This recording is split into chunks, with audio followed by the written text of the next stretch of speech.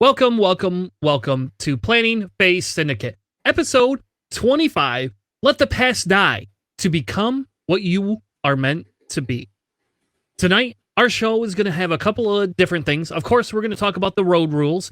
We're going to talk about some of the new things AMG did that they're testing. But we're really going to address their on-stream thing that they had on Thursday. I know we did a live show / whatever we did on Thursday. But this one is going to cover it more in depth and get everybody's opinion. Afternoon Twitchy. And we're also going to cover our Krayt Cup because we made finals. Yay! And then we're going to talk about the top cut for the Alderaan Championship, plus a little bit about my shameful run. With that being said, why don't we bring in my two favorite people in the whole wide world, Mr. Dill Pickle himself, the master of flesh and blood, and JJ. I tried to buy a ticket, but they just wouldn't let me in. How are you guys tonight? I'm so confused. So I tried to go into the open or into Alderaan, and I just didn't pull the trigger in time. And unfortunately, I didn't participate this weekend. I would have loved to, but it just wasn't in the cards for me today. Oh, so you had an invite but weren't able to? No. They had 25 tickets open like at the end of Friday night or Thursday, and then I just couldn't pull the trigger. So, man, gotta get trigger happy with that stuff, man. You do. And Charles, you played in an event this weekend, correct? Yeah, it was a pretty large event. I went to the Orlando Calling, which was a 3-tier event. So they had the national championships that started Friday morning. We had the Calling that started Saturday morning, and then they did the Pro Quest that started this morning, which the final prize of the Pro Quest is you get, I think it's the top 8 get invites to join their professional tour, which is like a paid gig to play Flesh and Blood. That's the dream right there. I say, did you get paid? Are you going to get paid now? Or are you leaving the podcast to become a Flesh and Blood guy? No, I didn't participate in the Pro Quest today. I was burnout. Hey, Nobby, how's it going? Let's just say I had some pretty hardcore pull luck, and over the course of the weekend, I pulled over $1,000 worth of cards and traded them for sealed cases of product, and probably quadrupled the size of my collection. So, JJ, when you're ready to build your deck, let me know. I got plenty of cards for you, my friend. Yeah, I'm ready. Right on. Fair enough. So today they had the Alderaan Finals Championship. But before we get into that, I thought we'd talk a little bit about Krayt Cup. So obviously the image for tonight's show is based on the winner of the Alderaan Championship. One I did not expect to see in the top cut. And I'll tell everyone, we'll get into that in a minute, because I'll go through kind of my experience, where I was and stuff like that for the day. But to begin with, Charles, we just made top cut. Or not top cut. We made finals for Krayt Cup this week, or technically last week. I don't know what days they are anymore. And I think we get a 1-week breather, is what John said. So I hope so, because I think John left the city, and I hope he brought his laptop to play, because I don't think I could compete as well as John did. Yeah, he is currently driving family members from Michigan to Florida. And then he is going to be here on Wednesday. They are spending a day at Universal Studios. And then Wednesday evening, I will be meeting him at the City Walk for a drink, because I haven't seen him since I was up there for our little in-person tournament that we did. So that'll be awesome. That's Wednesday. You guys are getting together? Yep. I'll take a picture. Yeah, make sure you take a picture. Post it. You get it in our Discord or in on our Facebook. Too bad we couldn't get into like Hollywood Studios or anything, and we could have taken like a picture in front of an X-Wing or something like that. That would have been really cool. Oh yeah, that would have been great. Maybe next time. Well, we'll have maybe later this year, if travel opens back up, we'll finagle some Florida resident passes for Chris and John, and you guys can come down and we'll do a Planning Phase Syndicate day at the Star Wars park. That would be awesome, because I remember how I requested I wanted a lightsaber. If that could happen and the world opens up and we have like a X-Wing tournament down there, I still have my miles I got to use it might work out for me to fly down there, and it might work out so I could just get my own lightsaber while I'm down there. Yeah. Because I would like to do it myself, but I don't think the experience matters enough for me to say, well, I still want one. I disagree wholeheartly. I've done it. I've done it, and it's so let's be frank and honest, right? I'm 39. It's not like there's no there is a suspension of disbelief that happens because you're in Disney and you know that they're paid actors and you know this stuff. But the amount of detail that they put into, like, it's a hidden place in the park that you're not allowed to say the word lightsaber because the First Order is around. So they're selling you ancient, like, junk parts, and it's all like super secretive about how you do it. And then they take you into like the back room off the side of the souvenir shop, and it's all like smuggly type stuff for you to be able to build your lightsaber. It's so cool. The experience, yes, you can buy your own, like, you can go and buy a legacy saber and it's still cool. They're awesome. But the experience for me as a lifetime Star Wars fan was outstanding, dude. Like, it was good enough that I would do it again. I would go pay $200 to build another lightsaber just to have the experience again. It was amazing. Yeah, well, hopefully they have a tournament down in Florida area, and maybe that'll just work out in my benefit. We'll see. You never know. It was much better than the Droid Depot because that was trash. Hey, we'll share some blue milk together, and hold on. We'll share some adult blue milk because yeah, buddy. Yeah, that's the one. That's the one with tequila in it, right? Yes, it is. Yeah. Yes. Anyway, so we made Krayt Cup top finals. We don't know what's going to happen. I don't think we're going to change our list, though. I may violate John's independent calculate rule and take independent calculates, because when we talk about Alderaan, guess who made top cut with independent freaking calculates on their droid swarm? John. We're going to have that conversation. I know you don't like it, but I don't know. So it was fun. I think we did pretty well.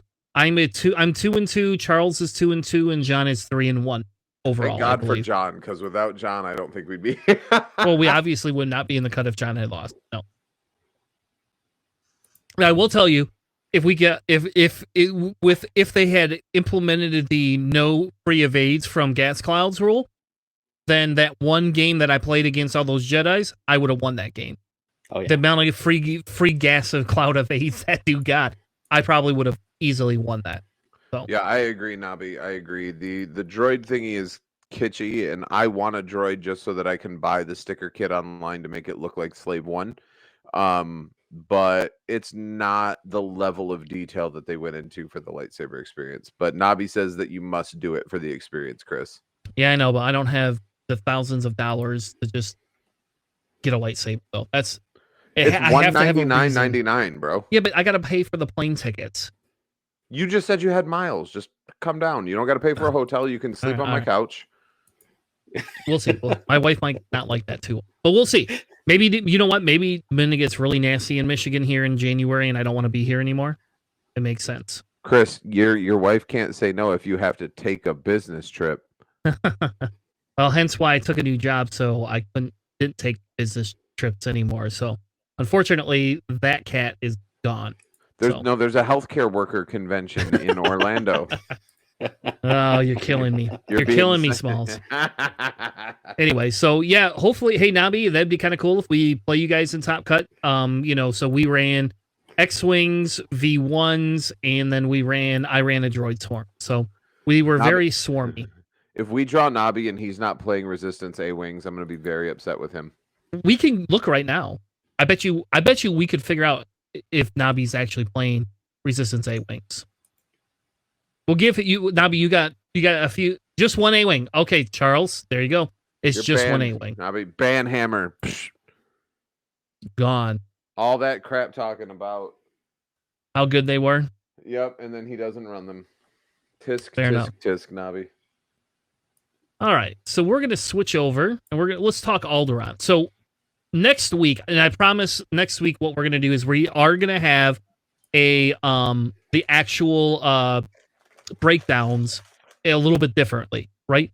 So technically speaking, we could go through on a high level the breakdowns, but like what we did 2 weeks ago when we analyzed it along with everything, I don't have that prepared because they just finished the finals. I don't know what 2 hours ago or something like that. Correct? Yeah, I think it was about 2 hours ago. Yep. That's about right. Come on, hurry up. Yeah, so I mean, we can look on a high level, but we'll go through the actual percentage rates and all of these other things next week. What I really wanted to do, built-in counter to dash.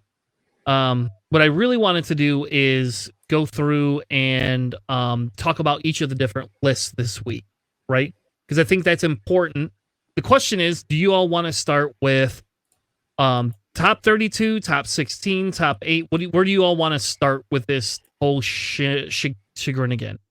Let's do top 16 since we have the data up, the breakdown of those lists there, and then if we have time, we can go to the full top 32.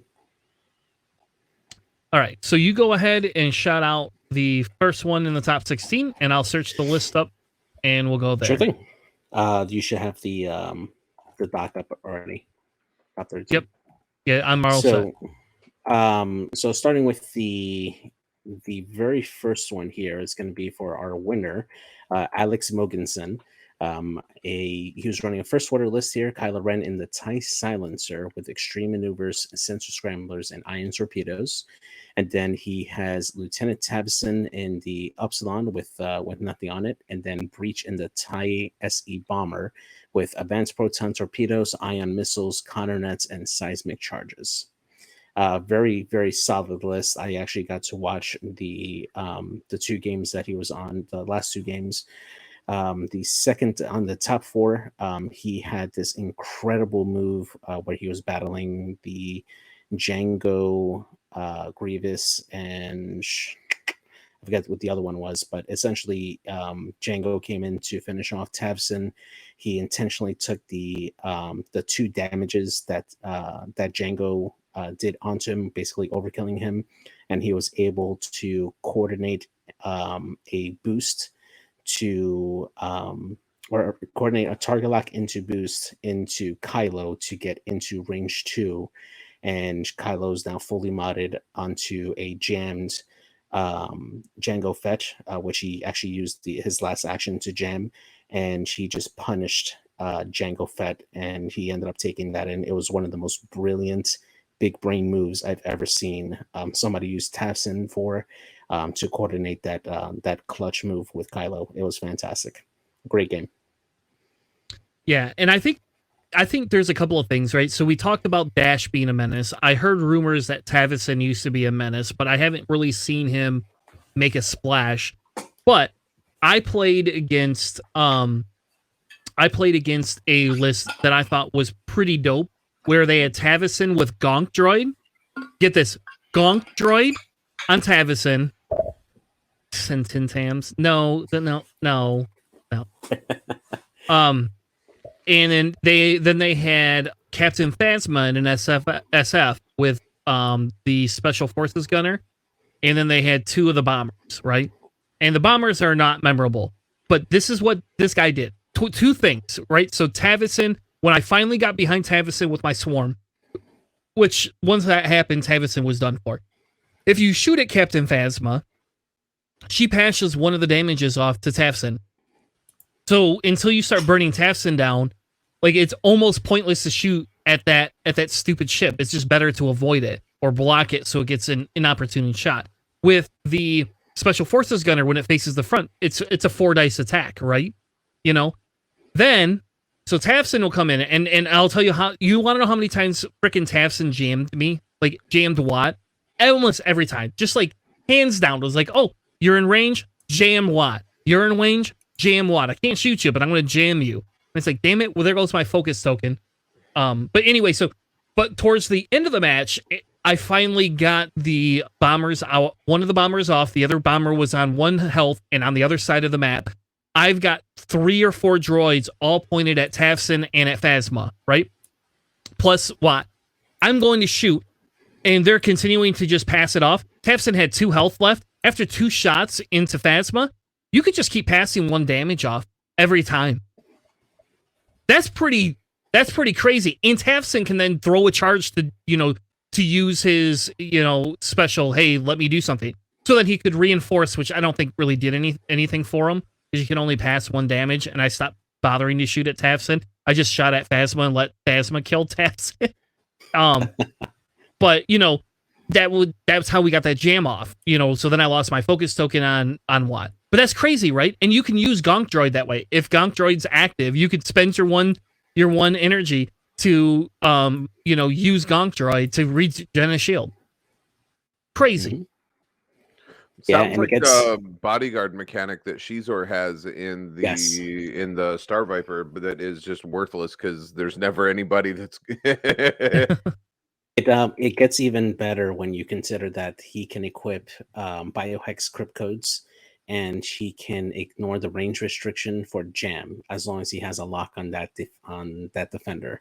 So he can get a long distance target lock on you, and then even if he's going around the board well away from you, he can just continuously jam you as long as he has that lock. It's really crazy. Mm-hmm. So wait, I have a question on that.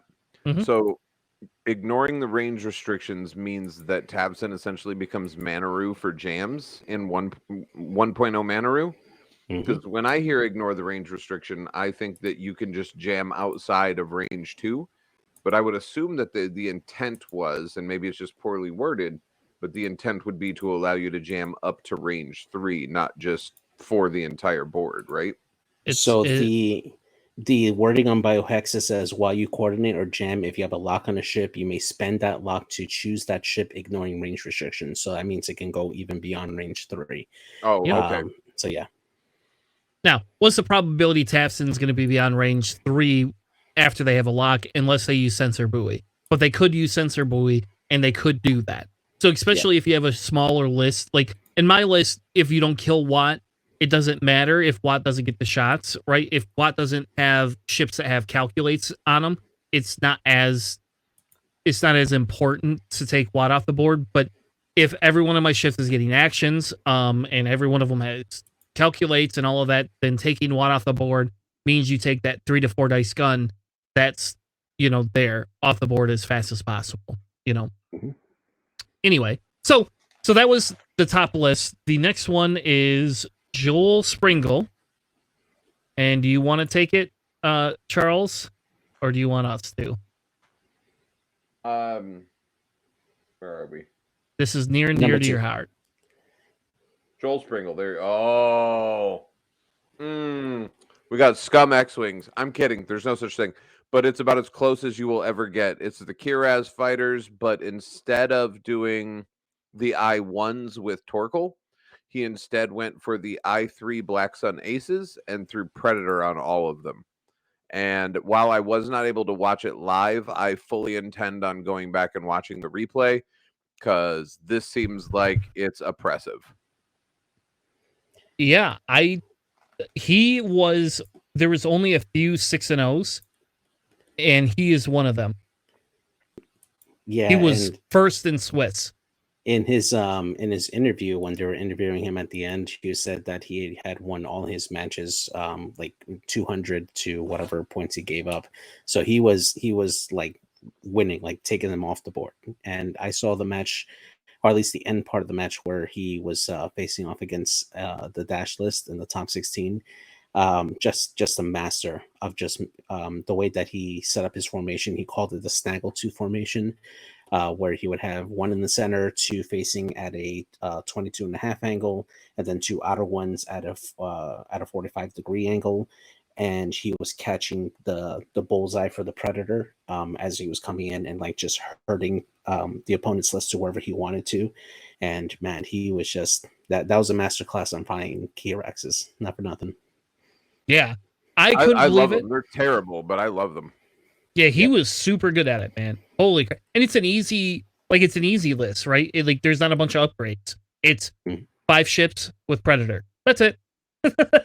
Yeah, I thought about trying to fly that. I don't even own 5 Kirex fighters. I only own 2.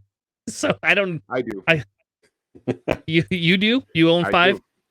Because in 1.0 there was a subsequent release of like a re-release of the Kiraz fighter when they did the new title for it, and it came with a red painted Star Viper. Yeah.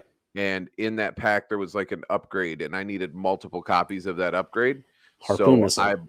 Harpoon missile. So I bought 3 of those, and I already had 2 Kiraz fighters to begin with. So I wound up with that's how I wound up with 8 Star Vipers. So yeah. Oh gosh, I hope that card never makes his head in 2.0. Boy, that's not the most anti-swarm card in the history of the game. Yeah. So when it hit, Chris, it dealt 1 damage to every ship at range 1 of what the ship it hit. Okay, that sounds broken. Yeah, and you can trigger it multiple times. It was crazy because it would basically add like a status effect of harpoons, and then it would trigger whenever a crit goes through. So you can actually put multiple harpoons on a ship, and then when one crit gets through, it triggers all the harpoons. So you can literally deal like 2 to 4 damage to every ship around it. Like it was just nuts. It was the anti-swarm meta missile. Mm-hmm. Ugh. All right, let's move. Man, you're making me depressed. Let's move on. We're talking about 1.0 like Army vets talk about Nam. Oh yeah, guidance ships. Yeah. Oh yeah, guidance ships. Oh my god, forgot about that. All right, so Mike Messiah ran a list I like and kind of prefer. Grievous with Treacherous, Impervium Plating, Soulless 1. Django with Dooku, Counternet, FTC, and Hull Upgrade. And DBS Hyena Bomber with APT, Seismics, Independent Calculate, and Landing Struts. So, nothing special. We've seen this before. I do like I said, I do like this list personally, and I've flown this list 1 or 2 times. The next one. So that's literally just the Zam list, but swapping in Django for Zam since Zam went up in points so much. Yeah, basically. Yep. Basically, yeah. It's closer to that Brewer Krayt list, right, that we had before. Mm-hmm. It's like that, but instead of putting that down, it's a different play style that, your DBS 404 is like a crappy Fen, basically. Because essentially what he's doing is he can take APT and do the same thing Fen does. John's not here to defend it, so a crappy Fen is still better than a good Suntirfell.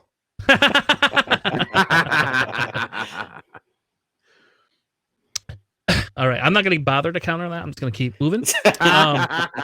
Ben Wetton is the next one. He's flying, and here we have an appearance of Tri-Fighters. He has 2 Tri-Fighters, both the Phalanx, both Flak. All right, with FCS and Treacherous.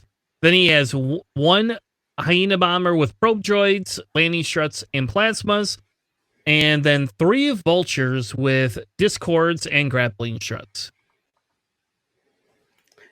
Yeah, really solid list. The Flak Tri-Fighters, they can spend their locks at the end of the during the system phase, I believe, and they could take a peek at the dials for the opponents that they have locked on. So really good combo with the arcade probe droids.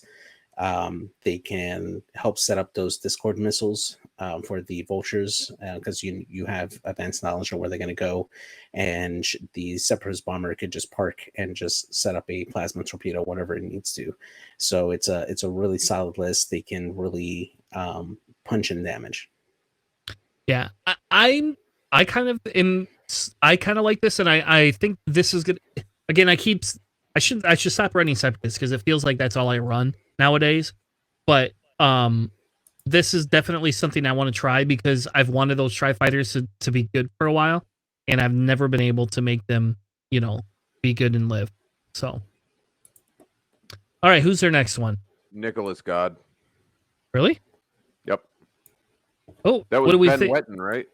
Yeah, that was Ben Wetton. Yeah. Nicholas God. I would assume he's running the God shot list, but I'm not 100% on that.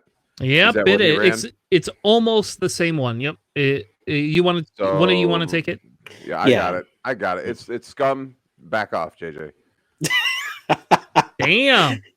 So Okay. Paylob with the Moldy Crow, Jostero and Tirani as you do, with the cluster missiles and R5 TK, so that you can trigger Tirani's ability off of targeting a friendly ship with the with that bullseye arc that Tirani gets, and then Paylob's the hawk that he's the focus bank, right? Yeah. Yeah. Yeah, the Stealer. Nick, the Stealer. standard Nick God salad, whatever he can put in to fly with Jostero and Tirani.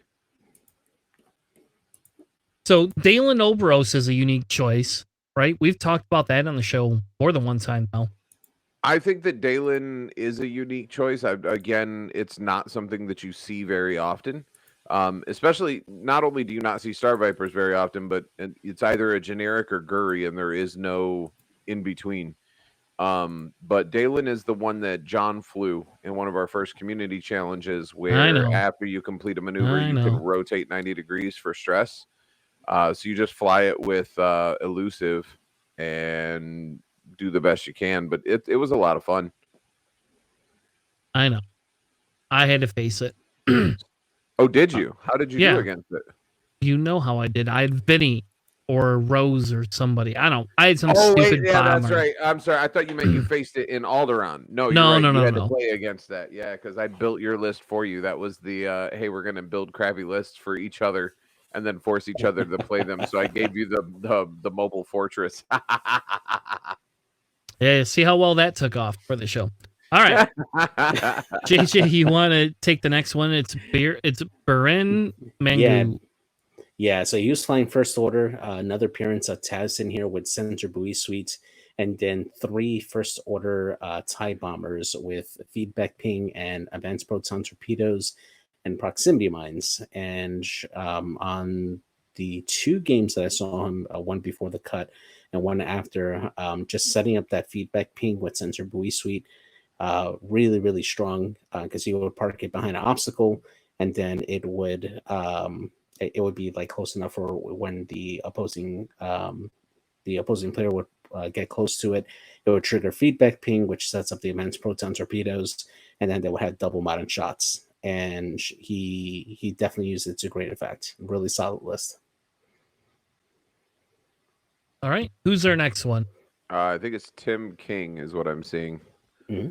I'm guessing it's going to be Rebel Beef. I don't know. I'm guessing because it's Rebel Alliance, and that's the only thing that makes Top Cut is Rebel Beef. So yeah, you mean Dash, Jake, and Ahsoka? There you go. Mm-hmm. Yep. Dash the only special thing about this is he has stealth device. Hey, he's trying to win you over, Chris. They're trying.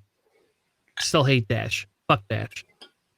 I don't care what. I think that's his official name ever since 1.0. Nobody likes Dash. Dash is broken and should be banned. They'll be happy when they ban him. All right. We're not going to focus on that. Next one is Connor Holmes, ran Chango Zam. Really, other than they stripped it down to thermal, seismic, and Dooku and Pelp. This is, I get, there you go. It's not the best ship in the list, or the ship or list now, but it still can make cut. I mean, look at that. What is that? What is this, top 8? Sprays are overpowered. Yeah, I think he is top 8 because the next is into the top 16, but he is the rounding out the 6 and 3 in the top 8.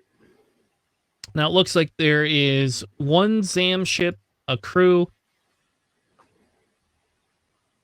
2 Zam ships, 2 crews. When you make Zam so expensive, it just drops off. So essentially, it was 3 Zam crews and 4 Zam ships so far. Yep, 5 crews and 3 ships. So at least we know now Zam's been taken down a little bit. The next one, I'm actually very excited about this next one too. This is Clint Hewson, and he's running Obi and Ahsoka in Delta 7s, and then 3 volunteer V-Wings. 3 ESC V-Wings. Yep, ESC V-Wings.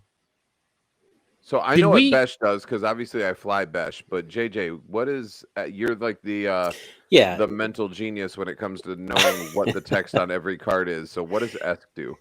So first off, it's a free upgrade now since the last point upgrade. So they're basically stapled on there, but it essentially allows you to spend a critical result to add an ion during the resolve dice phase after everything is modded. So you can just punch in an ion instead of suffering a crit. Has its corner cases, and I think he only triggered it once from one of the top 16 games that I saw him play on. But beyond that, it really, if you're trading a crit for an ion, I mean, I think it would depend on the placement. If I could land 3 ships on a 1 defense or 3 shots on a 1 defense ship and get the ion through and have like marksmanship or something on them, where I'm going to get a crit to be able to force the ion through and then ion somebody off the board, I might. But I can't think of a situation where I would want to trade a crit damage for an ion. Yeah, like if you can guarantee that ship is going to land on a rock, for instance, and you know that they're going to go over it at least twice, it could be useful, possibly, especially if the crit is going to go to shields, right? But other than that, it's a very, very small like edge case on where you can use that ability, really. All right. Next list is Juice. I don't even know how to say his last name. Vision. Yeah, sounds close enough. Okay. Sorry, I am. Jake. Imagine that. No, we're not going to ban all 3 agility ships. Just dash. I'm down for all 3 agility ships. Yeah, and any with 3 red dice. Yep, just get rid of them all. That includes Navi's A-Wings. All the A-Wings are gone. So 7B Jedi survive? Yeah, unless they put on the upgrade and then they're gone. All right, so we have another instance of dash. I will say I'm kind of excited not to see a million dashes in the cut. Yeah. So there was only a couple. I like this list a little bit more only because they have vector cannons on both of them, and they put Starboard Slash on Jake. And I don't think this person was on stream, but if they are, let me know. I will go back and watch that because I just want to see if Jake ever triggers that. Like, that sounds really cool. Like, I don't think that that's going to happen, but if that does, that would be cool. And obviously, if they're using instinctive aim and patience on Ahsoka, they're probably using the coordinate a little bit more than that other list we saw was. Yeah. And I think patience is really good on Ahsoka, even though it's just a weird thing to be in. But she's definitely the coordinator, which just shows how much dash can take off the board, All right, who's next? So next up, we got Brendan Osman Damon with a separatist list. He has DFS 311 Vulture Droid with independent calculations. It allows him to fling over a calculate over to one of his buddies. Then he has a Techno Union Bomber with ion missiles, probe droids, independent calculations, and the struts. And then we got 1, 2, 3, 4, 5, 6 Vultures. 3 of them with struts and ion missiles and the independent calculations, and the other 3 with Discord missiles and the struts and independent calculations. John, I hope you listen to this post production. I'm telling you, I mean, look at this. This is a droid list that may cut with independent calculations on it. Now, this is a very control list, right? I mean, that's really what this is. I've ran DFS 311, but every time I run that droid, they just try to kill it first. Like, it's just like everybody focuses on it. It's dead within the first round because everybody focuses on that one droid. And I don't really think that droid's that great in the long run. Like, it's nice to be able to give the calculate. Obviously, I'm guessing the way that they run this list is they throw the probe droids out, they move in slow, they take locks, and then whatever the first engagement is, people are getting ionized because those are 3 dice shots from those droids with no range on it. I don't know. This looks like a fun list too. I think people at my local are going to get super pissed if I keep running droids, though. I don't think so. No, you don't think so? Nah, they're used to you by now. Hey, I've only ran droids once since I played there this summer. All right, who's next? Seems like we got a lot of separatists in this lot here. So we got next is Fawn. Yeah, Fawn Longalon with Separatist. I wonder, did he do the droid swarm or did he go with Fire Spray? Neither, actually. He went with 3 HMPs. 2 of them are the Geonosians with sync lasers. Whoop-de-doo. The Separatist Predator with Diamond Boron, DK-1 probe droids, and then Grievous with Kraken instead of Impervious Plating, and Solus 1 and Treacherous. So I really think that Fawn is just good enough that he could fly like the worst ships in this game and still make top cut because it's freaking Fawn Longalon. I don't know. These HMPs are better than what people give them credit for, unless you have Dengar, and 2 Fangs facing them at range 1. But that was a great cup that somebody took my HMP off the board first engagement. So the Geonosian prototypes is really nice, especially with the single laser cannons there, because they can basically always give them a 3-die gun. And always keep time on target, and that's what's really great about the Geonosian prototypes with the sync laser cannons, especially with the repulsor lifts, because you can just constantly like side slip and keep your arc facing to keep your opponents in there. All you got to do is just basically skirt that edge, and then I do want to see if there was a cast of him playing this list, because I want to see how you ran Grievous. Normally you see Grievous as a flanker, like just offset. But because he has Kraken, I wonder if he stood close to the HMPs to still have them hang on to those calculates, to always have sync laser on, and see how he did there. I think so. Yeah. Story time real quick. This is just an interesting little tidbit of my life. The January before COVID hit, I was lucky enough that my company sent me to Amsterdam for our big company shindig. And I got to meet up with a bunch of people in Amsterdam and actually play X-Wing at a bar. Because that's what they do there. You drink beer while you play X-Wing, because I think better about my maneuvers when I can't think at all. And Fawn was actually there that night playing X-Wing at just like his local. And that's where I stole the idea of the 3 I-1 Fangs, the 2 I-1 M3As with tractor beams, and the 1 the Mining Guild tie. That was Fawn Longalon's idea. I will openly admit that I stole it from him. There you go. Mm-hmm. It is a solid list. All right, next one is a Rebel Alliance list with Hera in the B-Wing, synced laser cannons, S-foils, fire control, Jake with rockets, Lieutenant Blout, which somebody needs to bring that card up because I don't know what Lieutenant Blout does. If you have another friendly at range 1 of the defender, you get to roll an additional die. Okay. All right. That's pretty good. Then they have AP5 with K2SO, the Phantom title, and then Arvel with Predator and Intimidation.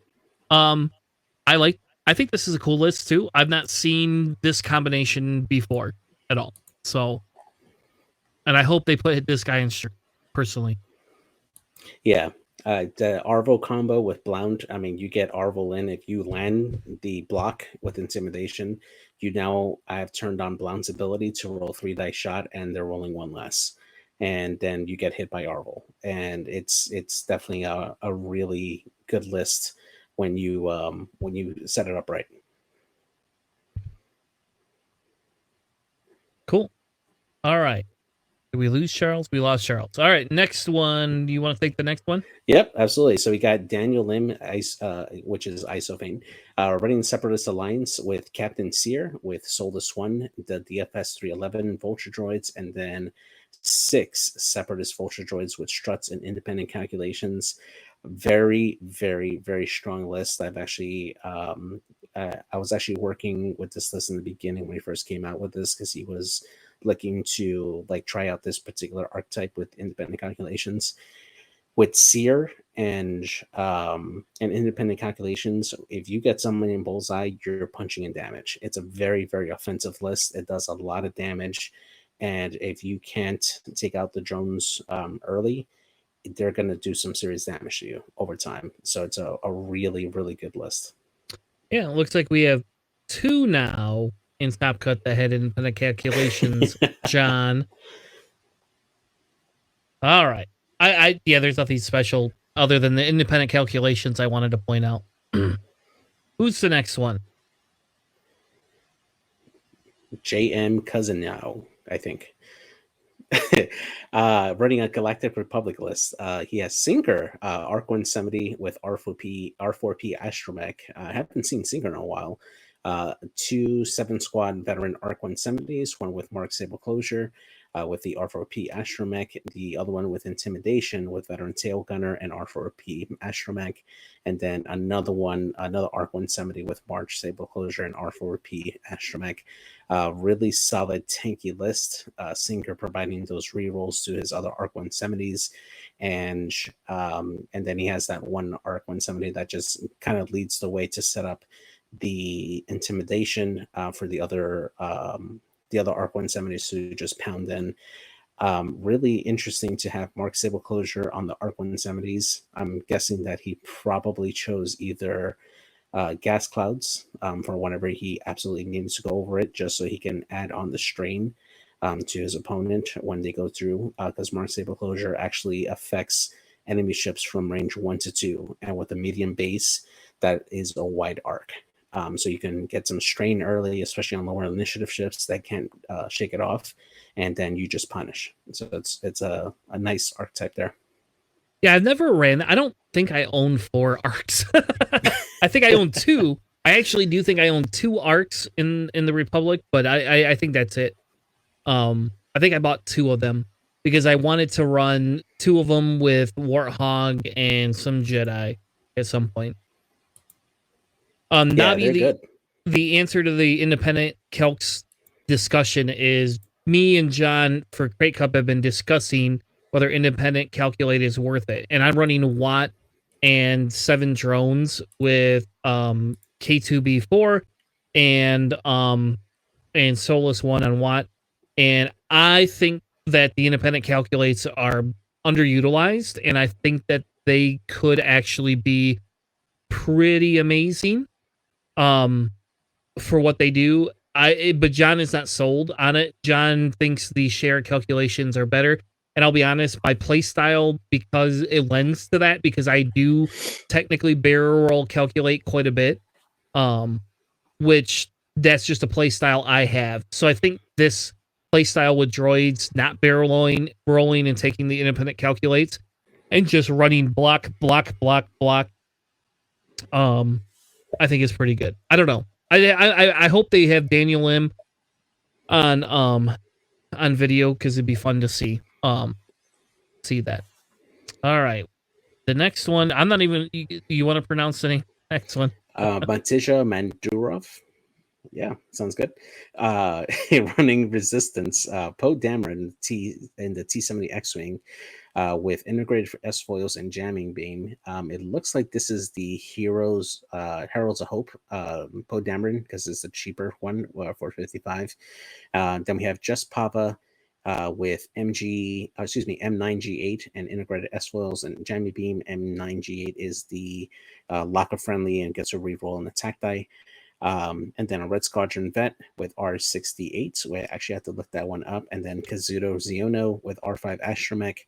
I did catch, I believe this was a top 16 match, where in the beginning, Kaz just used the R5 Astromech to just repair the face down damage that he adds, and then just always roll 3 dice.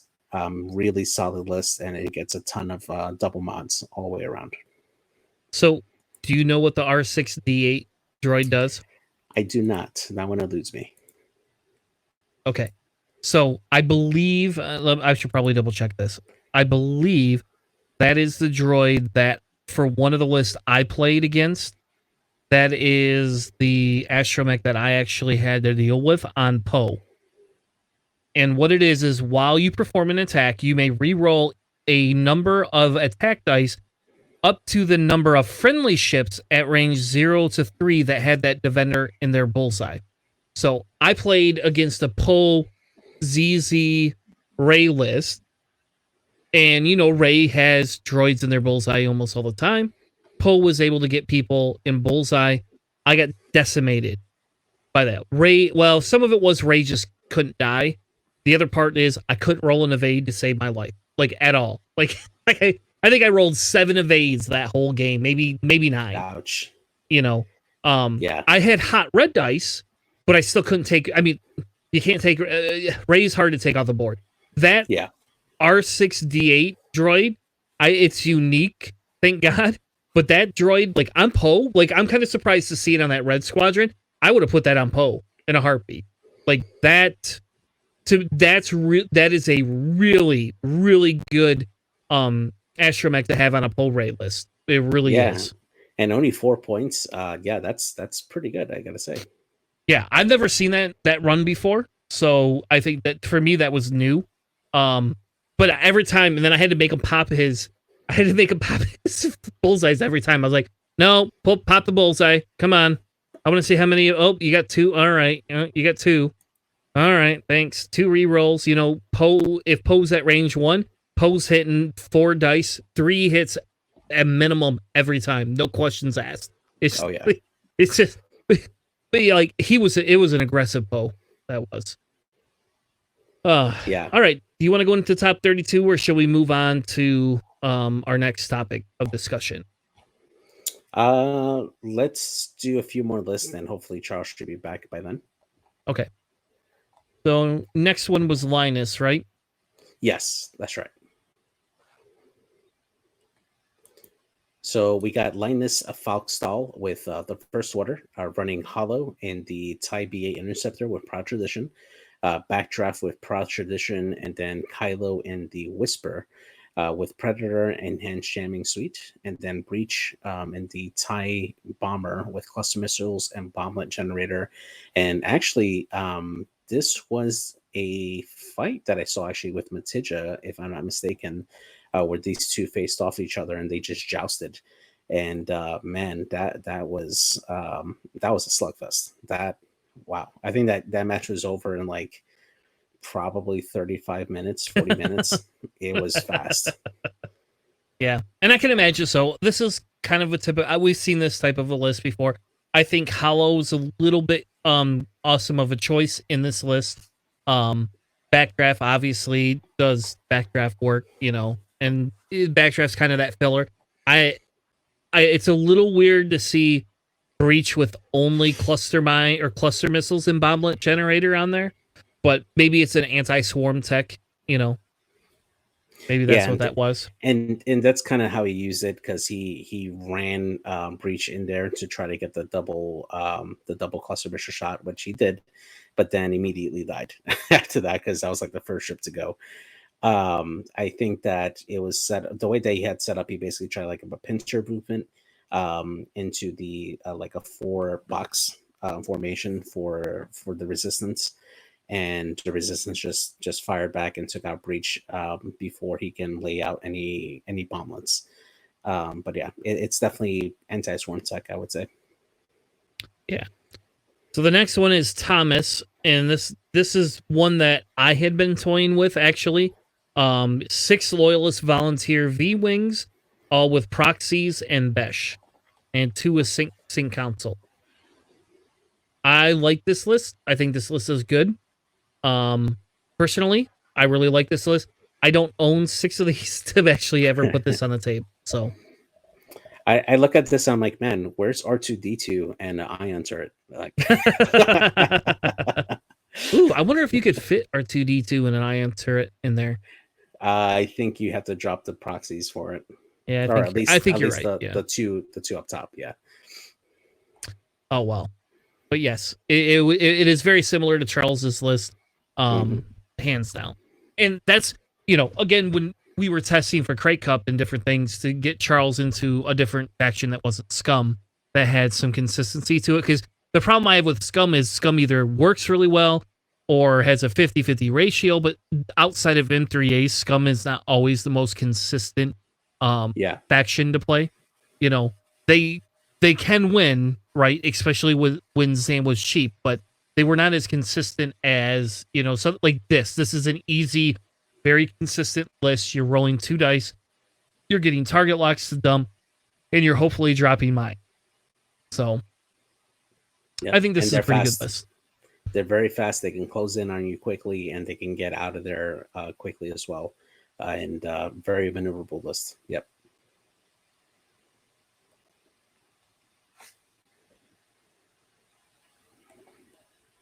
All right. Maybe I don't know how to spell this guy's last name. I don't know how to spell his first name. I put Joel. Joe Churchman. Here's our first Scum. We haven't really seen anything but one other Scum list so far. Mm-hmm. This is Bosk with Zuckus, Forlom, Greedo, Dalen, Oberos in the Star Viper with Marksmanship, Connor Nets on Constable Zuvio, and Joy Rekoff with Ion Torpedoes. Pretty solid list. Dalen Oberos, again, this is like twice now we've seen him been cut, right?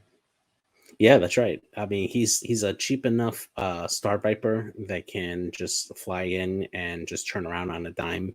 I think he's pretty difficult to block because of the ability to just like overshoot your opponent and then just turn around.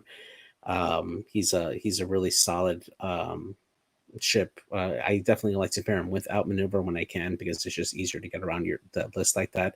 And it's a Star Viper. I mean, they have those bendy barrels that can allow him to like just outmaneuver an opponent if they're coming straight at you, and they're difficult to pin down. So yeah. Yep.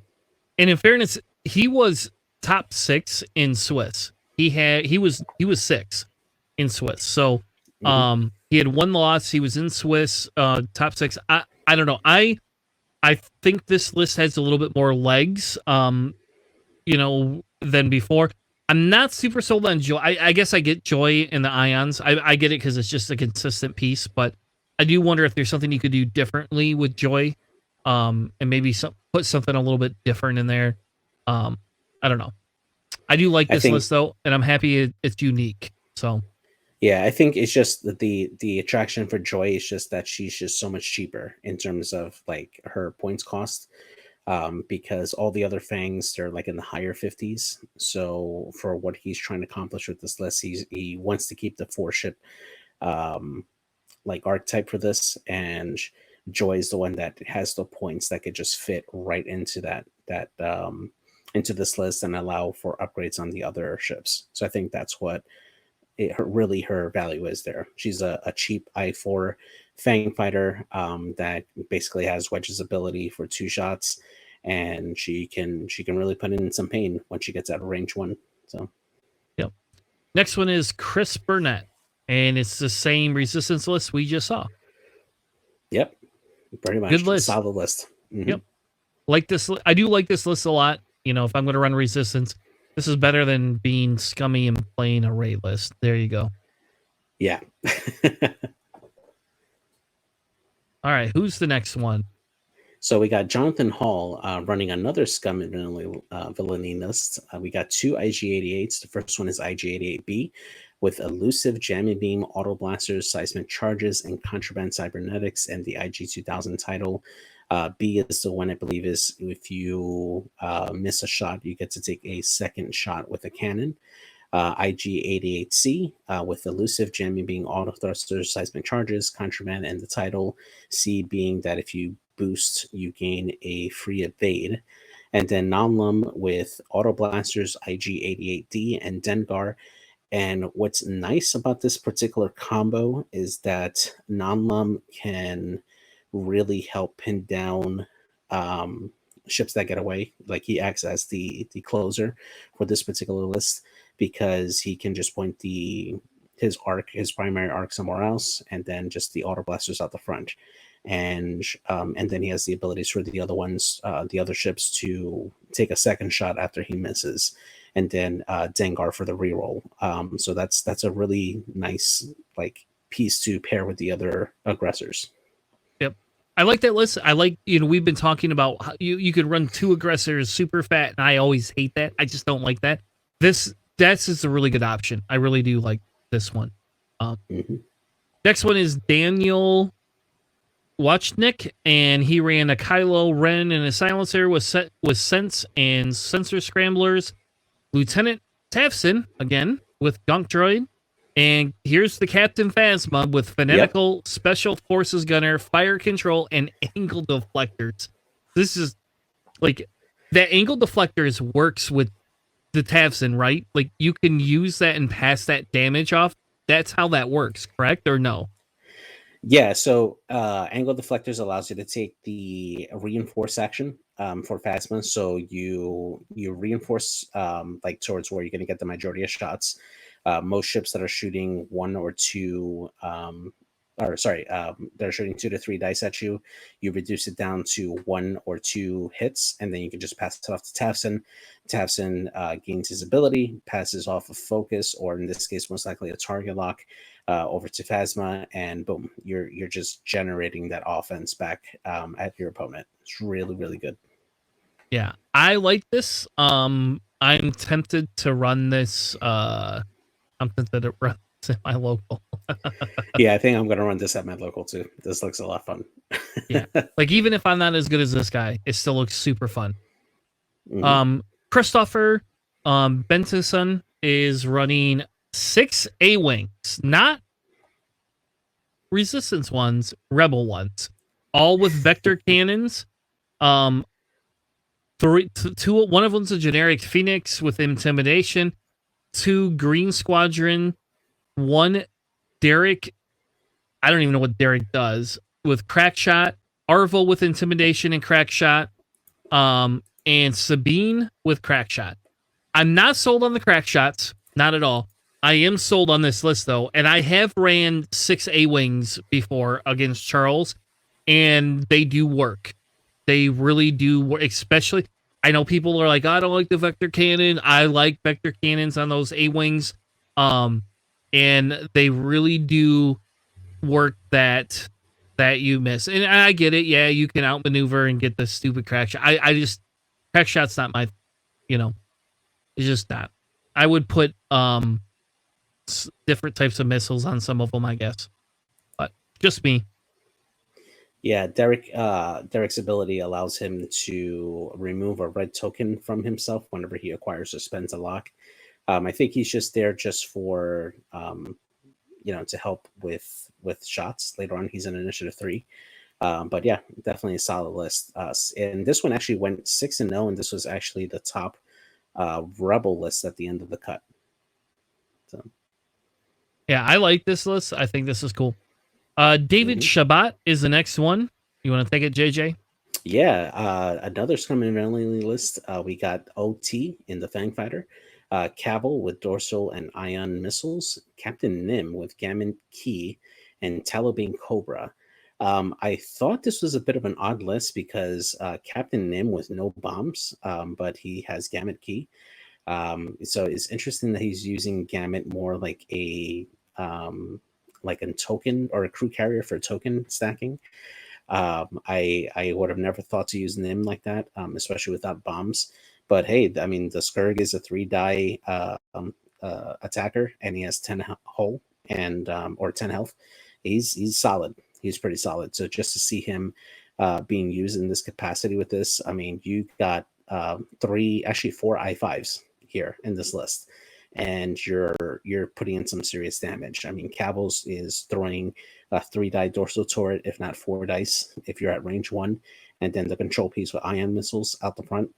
Really solid list. Yeah, I like it. I think it's really good too. It's definitely a unique take on Scum we've not seen before. The next one is Daniel. We've had him on stream multiple times when we were streaming XCC games. I'm very sad that he's running a dash with Jake and Ahsoka. I don't really. I mean, he's got rig cargo chute, so there you go. There's kind of a difference, but other than that, it's the stealth device. Which what really pisses me off is, damn it, Dash is going to ruin the stealth device for me. what's going to happen is dash it. People are going to be like, we should make stealth device go up in price. And I'm saying bring it down in price. You know, let my Soontir Fel have stealth device for like 5 points or 4 points, you know. But no, he's going to ruin it. Ruin it. That's what he's going to do. Fuck you, Dash. All right. Next one is...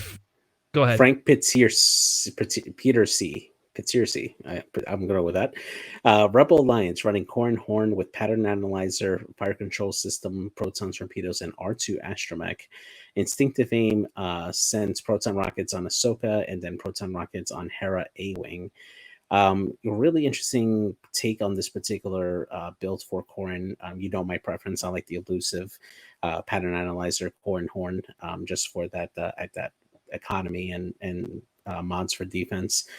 But yeah, it's this is definitely a much more offensive Corn Horn, taking that lock early, and then R2 Astromech for Corrin, which gives him probably one of the best dials in the game. I mean, he has the white hard ones, and then all his twos are blues, and he can really knife fight with this build. And then Ahsoka just providing him with the backup for additional actions if he needs it, and then Hera providing extra tokens to the list whenever that's needed as well. So this is a really, really good list.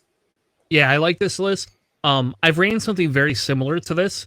I don't do as well with it, but I've ran this with Ahsoka and Jake actually, versus Hera, and then I've also done it with Jake, Hera, and Cornhorn. So I've kind of ran it both ways. If you can kill Cornhorn, the whole list is done and over with. But I mean, those proton torpedoes and that R2 just allowing you to go boop, boop, boop, boop, and I'm gonna shoot all of you. Yep, and Ahsoka being able to say, "Here, you could take it, be double modded for each one of those shots." It's pretty hardcore. So. Oh yeah, absolutely. Next one, when this says Dread Champ, and I thought this list was going to be a Dread list. It's not. It's not. It's nothing. It's none of that. So points don't fit, man. Points don't fit. No, it's a Hera and Jake, Kyle Katarn, a Y-Wing, a gray squadron Y-Wing with chopper, ion, dorsal, and seismic, and another Hawk, a second Hawk with protons and Sabine. I don't even know how to wrap my head around this list. I don't know how this list works. I get the Kyle, Jake, Hera like loops. I get that. I do not I mean, there's bombs on Kyle, and there's no moldy crow. Nothing. Just there's no moldy crow on either of these. It's weird. I think he put in the Hawk with Sabine because he couldn't fit in a K-Wing with it. That's why. The cheapest K-Wing is 38 points, and that's with nothing else on it. So my guess is that this is a very good control list with bombs, because Sabine's card, the crew card, allows her to carry an ion, a stress, tractor, and I forget what the other one is, but basically 4 different status effects that you can add on to the defender who suffers the effects of a friendly bomb. So you can drop a proton bomb, they're going to take a crit, and then you can tractor them onto a rock. It's really, really dumb, but it's a very good control piece, especially with ion missiles to like ion your targets onto where you need them to, and then just drop bombs afterwards. It's really good. Yeah, that's interesting. I don't play a lot of Rebel, but I would play that. I think I would play that. Next one is a Resistance, a kitted out Rey, and a Vinny. And I will tell you, Shattering Shot on Rey is awesome. I don't care what anybody says. And really, to some extent, should be stapled on Rey. And I say this because I had to play against it with Droid Swarm, and I had to not be behind rocks or on rocks. Seriously. It was awful. Like, it was like, yep, all right, well, Shattering Shot is a great counter to Droid Swarms, which we should have that, right? We 100%. I'm not going to complain about that and say you should ban it. I think that's a very valid card. And on Rey, especially because then Ray. I mean, because if Ray can't do her front shot, she's got to run away. Shattering shot works. So, Oh yeah. Mm-hmm. and she's running the standard layout with Ray and putting Vinny in there. With trajectory simulator, pattern analyzer, Perceptive co-pilot, Page, veteran turret gunner, seismic charges, proton bombs, and stealth device. And I assume this is the same thing. You run Ray on one side to come in and just aggro you, and Vinny is semi-aggroing you, and then just chucking bombs like you can't even imagine. Yeah, because Venny's ability works with Ray, right? Because his ability triggers when the defender is in another friendly's turret arc, which Ray always has that. So Venny gets super defensive with that. The interesting thing to see is seismic charge, right? Because you want to try to trigger shattering shot on Ray, but if you're using seismic charges, you're blowing up that opportunity for the shot. So kind of interesting choice there, but proton bombs is also really good. So yeah, this looks like a lot of fun, and yeah, I totally agree. Shattering shot is a better trick shot because you're getting that automatic result. You're getting that automatic focus result, and then you can either spend it with Rose to reroll everything else, or you can just spend a focus that Ray's going to take most of the time anyway, and there you go. You got your automatic hit. Cool. Next list is from A. Carlson. It's Hera in the B-Wing, Luke, Jan Ors, and Jake Burrell. Nothing super special about this list. Minus it doesn't have Jyn Ursula on it, so I don't know. I think this is a good list. I like seeing Hera in the B-Wing, same price, tankier. This is more of the actual beef list. This is going to move very slow, be closer to a block type thing. Force you to which one do you want to deal with? That's what it's doing. Yeah, exactly. And Jen is always buffing Hera or Luke to always have that 4 dice shot or 5 dice at range 1. And that definitely can hit very hard, especially if you have a Hera that target locks somebody. You pass off the target lock to Luke, who's shooting a 5 dice shot at range 1. And now he can get a target lock from Hera, and just make sure you have a double button shot all the time. It is really good. It's a hammer list, definitely. All right, Charles, do you want to read the next list by Virgil Haywood? Does that name sound familiar? Because he won with the Scum top list. Oh yeah, I think I played against him, to be fair, but yeah, this is Trick Shot Han, Zuckuss and Forlom, because they go hand in hand. They are great together. Hotshot Gunner, Lando's Falcon, Old T with Fearless, probably because he couldn't point in Fen. I'm sure if he had room for Fen, he would. And then Zuvio with Hondo, Proxy Mines, and Delayed Fuses, and Unkar with Connernet and... Yeah, because tugs need a cloaking device. Sure, they do. Can I ask a question? What's the point of putting the cloaking device on the tug? Just so I know. So because Unkar bumps. Unkar cloak? is the one that you want to bump. Yeah. And so you want to make it as hard to shoot him as possible. And with the cloaking device, your 2 dice tug becomes a 4 dice tug. And you just don't shoot. You just use him to bump into people and tractor people around. Fair enough. All right. You can get enough tractors on just about anything other than... Because here you can, as your action with one tug, put a tractor on somebody, bump into them with him, put another tractor on them. You can tractor potentially a large base ship, depending on how you do it. And then you've got Trick Shot Han and a Fang to drop a ship that has 1 less evade die. Oh, and Nabi just said you can decloak and fail, and then stay cloaked. That's pretty cool. I did not know you could do that. Makes sense, I guess. All right, second to last list that we're going to cover tonight.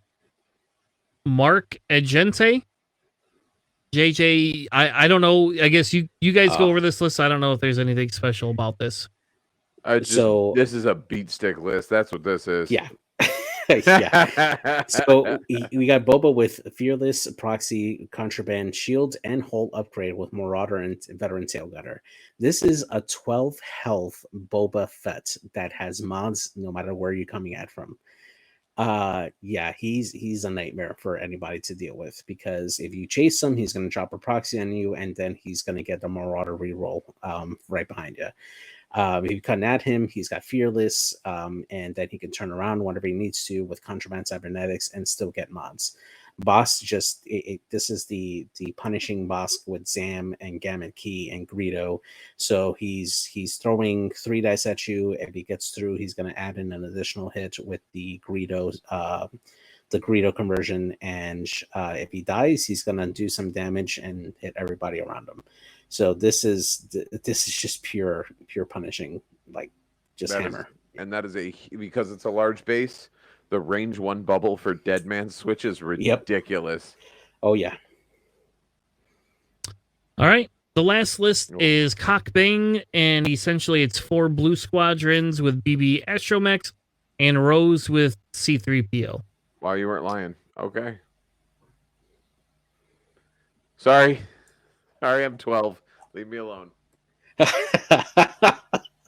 I had to smile too, man. When you said his name, I'm like, there's no way. And then you pulled it up. Oh, yep. Okay, cool. I mean, no disrespect, but... All right, that's probably not how you say it. I bet you there's a different way to say it. You know what? I don't care. It's hilarious. Anyway, so right. T70, T70, T70, T70, and then Rose PO. Yep. Or what did they call it? C3P Rose? Whichever one that you want to call on the resistance transport. Yeah, all they did is just kind of reduce the level. That's it. So, like Rose used to be, you could run them with reds. Now it's blues with BBs, whatever. I mean, it's actually a fun list. I've kind of ran it. It's fun. It's a little different. I think the T70s are so much better than the T65s. I'm sorry. Like, if I have to run the difference between the two, the Rebel and Resistance, I'm running Resistance every day of the week. So you can run Nora. Here's my thought on that, right? And let's be realistic. If the Ferrari from 20 years ago was better than the Ferrari today, what are we doing with our technology? The T70 should be better in all aspects than the T65 because they've had, 2 decades at that point, almost 20 years to build better ships. Yeah, if they're building worse ships 20 years later, something's wrong. Fair enough. Yeah. All right, so for the rest of the show, we're going to talk about some of the new stuff. So I'm going to preface this by 2 things. And I don't feel that I'm echoing anything different. I think we, as a community, whether we're new players, old players, people that have been doing this a million years, we all have the right to be upset. If we don't like something, we all have the right to have a discussion about it. And we have the right to petition AMG to change it if we don't like it. What I will say is bullshit is how the community has acted. And I'm not saying anybody here has done that. I'm just saying the community at large has been a negative play experience for me, period. And I get it, right? There's changes people don't want to be made. I'm not saying I even agree with all the changes, right? And we're going to talk about a few of them on a high level tonight. I don't agree with all of them. I just don't. But at the same token, I'm not going to go tell FFG or AMG, well, you just lost a customer, so change it or you're going to lose my money. That's not me. And I think that the problem we have is that all these people are just clamoring and being assholes and being very vindictive. And it's just this whole negative aspect that is making a hard line a problem, in my opinion, for AMG. Because they're going to be less desired to be communicative with us if we just tell them to go fuck themselves. I don't know. So can I drag my soapbox up next to you real quick? Yeah, of course. All three of us in this room are parents. All of us. There's a lot of parents in this community, right? Just between the 3 of us, all 3 of us are parents. What do your children get when they throw a temper tantrum? Abso-freaking-lutely nothing. And that's exactly what's going to happen here. Yep. Now, I'll speak on Ollie's video was well worded. Ollie's video was very polite. That is the type of response we need. We need formulated responses that give data and a solid opinion, not watching this community fall apart. Just, I mean, to be fair, this is the second time I've seen something like this, because I was here for the 1.0 to 2.0 transfer, and it happened there. We lost a very large branch of the community in the 1.0 to 2.0 transfer. Everybody, the sky is falling. The world is coming to an end. X-Wing will be no more. Competitive X-Wing is going to die. We don't know why they're doing this. Why change what we love? Evolution happens, right? Things have to change, because if it's still the same game in 10 years from now, I don't want to play it. Right? We have to get new ships. We have to get new pilots. We have to get new upgrades. We have to continue to be fresh. And sometimes that's going to involve rules changes. And guess what?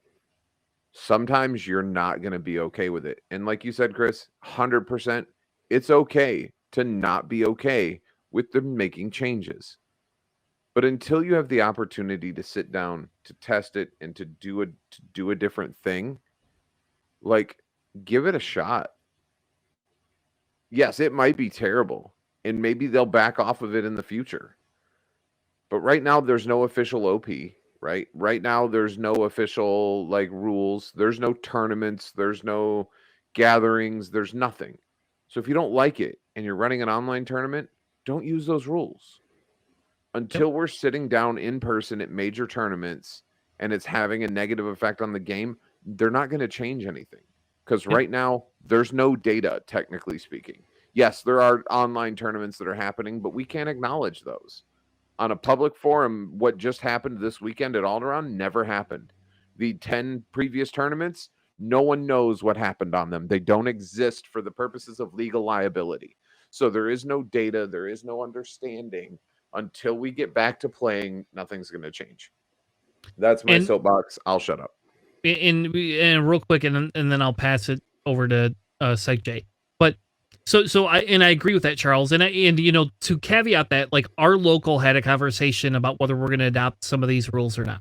Right now, some of these new rules that they're talking about that they haven't, said are going to happen, that they're still playing with, we haven't discussed at our local. I could tell you right now, like, the bumping and getting a free calculate or focus action, I have a hard time with that, personally. Like, I don't think that's super good for the game, personally.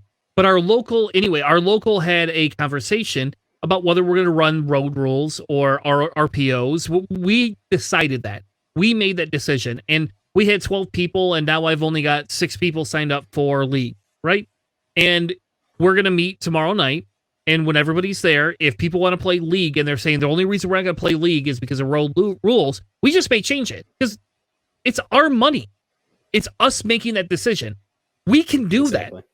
And I'll tell you, like, if my local, like, if I'm the guy that says, yep, I want road, boom, boom, boom, and I get outvoted 7 to 5, whatever, I'm still going to play, and if it means the majority of the people want that, I would rather play with what they want, at least locally, than to deal with the reactions we're going to get, from not dealing with it, right? And so I understand the hesitancy on the competitive side. I actually agree wholeheartedly with some of the changes that they want to make, and I disagree very adamantly on some of the other changes, and I do think this affects competitive play. 100%. I agree very much so that it does that. What I ask is that we figure out a way to go back to them and say, okay, hey, let's be collective. And we start to oust those people that want to be assholes about it. Now, I didn't watch Ollie's thing, and in a second, we're going to switch the screen, and then what'll happen is John and JJ can go, or Charles and JJ can go through the Ollie stream, and I'll just sit here and listen. I'll be the listening guy this time because I didn't watch it.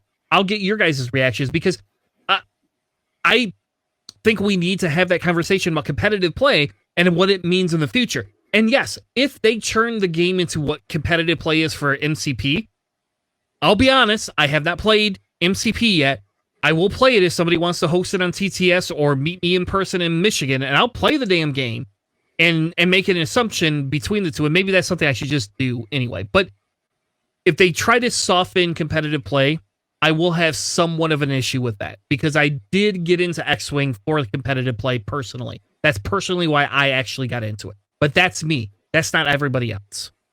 And I think people like Dion will step up, and there will be at minimum online competitive tournaments outside of this. And I do think that you can run non-OP X-Wing tournaments legally without having to deal with it that could use old rules. Now, with that being said, we're going to go ahead and churn it over because I've talked for a while. JJ, why don't you give your take on this, and then I want you and Charles to discuss the difference between what Ali talked about, if that makes sense. Yeah, absolutely. So just kind of like jumping on the end part here, at the end of the Alderaan stream, Dion was asked a question if he would consider running a legacy format, like tournaments for X-Wing, and that's something that he is considering. And you're absolutely right. Our local medal here with me and Charles, we like the group here, we're all in one Facebook chat, and we always talk every month like what we're going to do for the league. And when the first random the road rules came out, we decided not to adopt them because we felt that it wasn't good for our particular meta. So we continued playing the game as everything was before the road rules came out, and we all had fun. We all played. And as more and more people get comfortable with the rules, if the majority of people decide that they want to do it, then we'll go ahead and run it. Yeah, the new rules are definitely going to affect how competitive play is going to be. But at the same time, we have different tourneys online. You take a look at Krayt Cup, which has their own set of rule sets. You take a look at Team Jawa and what they do with their tourneys, and they always get great turnouts for their tourneys, even though they have custom rule sets for like list building and stuff. We're always going to have that available. I understand that change is hard, and they're touching a game that a lot of us invested a lot in. I myself have been in playing this game since the beginning, and I own almost every ship for every faction. And I'm very, very competitive. I love to play in the 20s whenever I can, and it hurt. Yeah, it definitely hurt, to hear a lot of these changes coming up. But at the same time, I think that as a community, we got to understand that at the moment right now, a lot of the changes that they proposed, specifically with bumping and shooting on range 0, this is stuff that they're just starting to work out. We don't know the full details of it. Was the timing bad? Absolutely. I mean, you go back last week, they were supposed to do what they did last week, the following week before, or the week before, and they weren't able to cast it. And then they drop a document at a business day on Friday with no reasoning for like why they wanted to do those particular changes. And then they spent half the stream explaining that, and then the later half they started going to these new rule changes, stuff that is in the works that they're thinking about but is not fully implemented. And we collectively lost our ship. I get it. But at the same time, it's like as much as it hurts to have the game change, I want to give them a chance to see what they want to work out. In regards to bumping ships and stuff, I do have a few thoughts of it, but I'll go into that once we reach that section there. I want to say something, and I talked to Chris about this earlier in the weekend. We kind of had our own conversation when it comes to this. I am an avid gamer. I always have been. All types of games, whether it's video games or board games or whatever the case may be. I've always been a part of some sort of a community that likes to be competitive. I played World of Warcraft from the alpha test all the way up through, I want to say the last active play I did was through Mists of Pandaria. So I played that game for an extensive time, and I can remember, grinding for months to get a single piece of gear out of Molten Core. And no, I know X-Wing is not an MMO, but I do have a point here. And then I remember when Burning Crusade came out, and they made raids easier, and they made getting yourself geared up easier. And then Wrath of the Lich King came out, and it got still yet easier. And it got to the point where someone who bought the game a month ago could be as geared as my character who has existed in the game since alpha and be running alongside me in raids because they needed to have more of a casual environment where people could not have to waste 6 months of their life to get one piece of gear. Some people in the community like that. Some people in the community like the competitive aspect. They like the grind. They like the everything. There are some people that have the more casual mindset to it. And maybe we need 2 rule sets. I don't know. Maybe we need a casual rule set for people that are playing at home or people that are not playing in official tournaments. But and I told Chris this, without competitive play, and this will bridge us into Ollie's video, I agree. Without some level of competitive play, the game will die. I don't 100% agree with that, but I see the sentiment behind that. And I'm not going to step on a soapbox, so just keep moving. Just ignore it. Nope, you're good. Go ahead. I will defer to you, JJ. Go for it.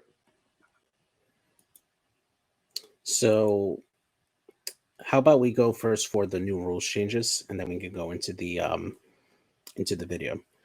All right. So we'll start from the top here. So from what I have here for my notes here is taking notes now we can do that now. Players can openly keep track of points during matches. This was actually something I didn't know for the longest time, because in my local middle I knew like 1 or 2 people that actually like wrote stuff. I to my knowledge that was always available. I just never bothered to do it because I was more focused on the game. One of the other changes is hyperspace is no longer going to be a supported format. From what they stated, it didn't meet what they wanted to do with the game, and they're going to eventually replace it with scenario play, which is going to be for both casual and competitive play. One of the things that they mentioned is for some of the scenarios, only 1 or 2 of them is going to be dogfighting, and then the rest is going to be like different type of objectives where you're trying to grab stuff. I'm holding my breath on that one to see what they're going to do for that. It sounds a lot more like Armada to me, based on how they're trying to sell it. But I mean, we'll see. The other part, the next change that they put, I highly agree with, is half points are always given. So if somebody has a regen ability, like the R droids, that increases shields, that would put your ship back past half points. You do not lose those half points. You always retain them no matter what. That is definitely a really, really good change for the game, because it forces the other player to engage instead of run away and regen, to recover those points. I will say that, and I sorry, I don't want to step on you, JJ, but that reminds me of when we switched from 1.0 to 2.0, and we went from, because Chris, in 1.0, if you weren't a large base ship, there was no such thing as half points. B-Wings didn't have half points. They had as much health as a large base ship, but because they were a small base ship, if you didn't kill it, you got nothing. Oh my God, that's horrible. When they made the change in 2.0 that every ship had some sort of half points, I loved it. This idea that if you score the points, they're your points.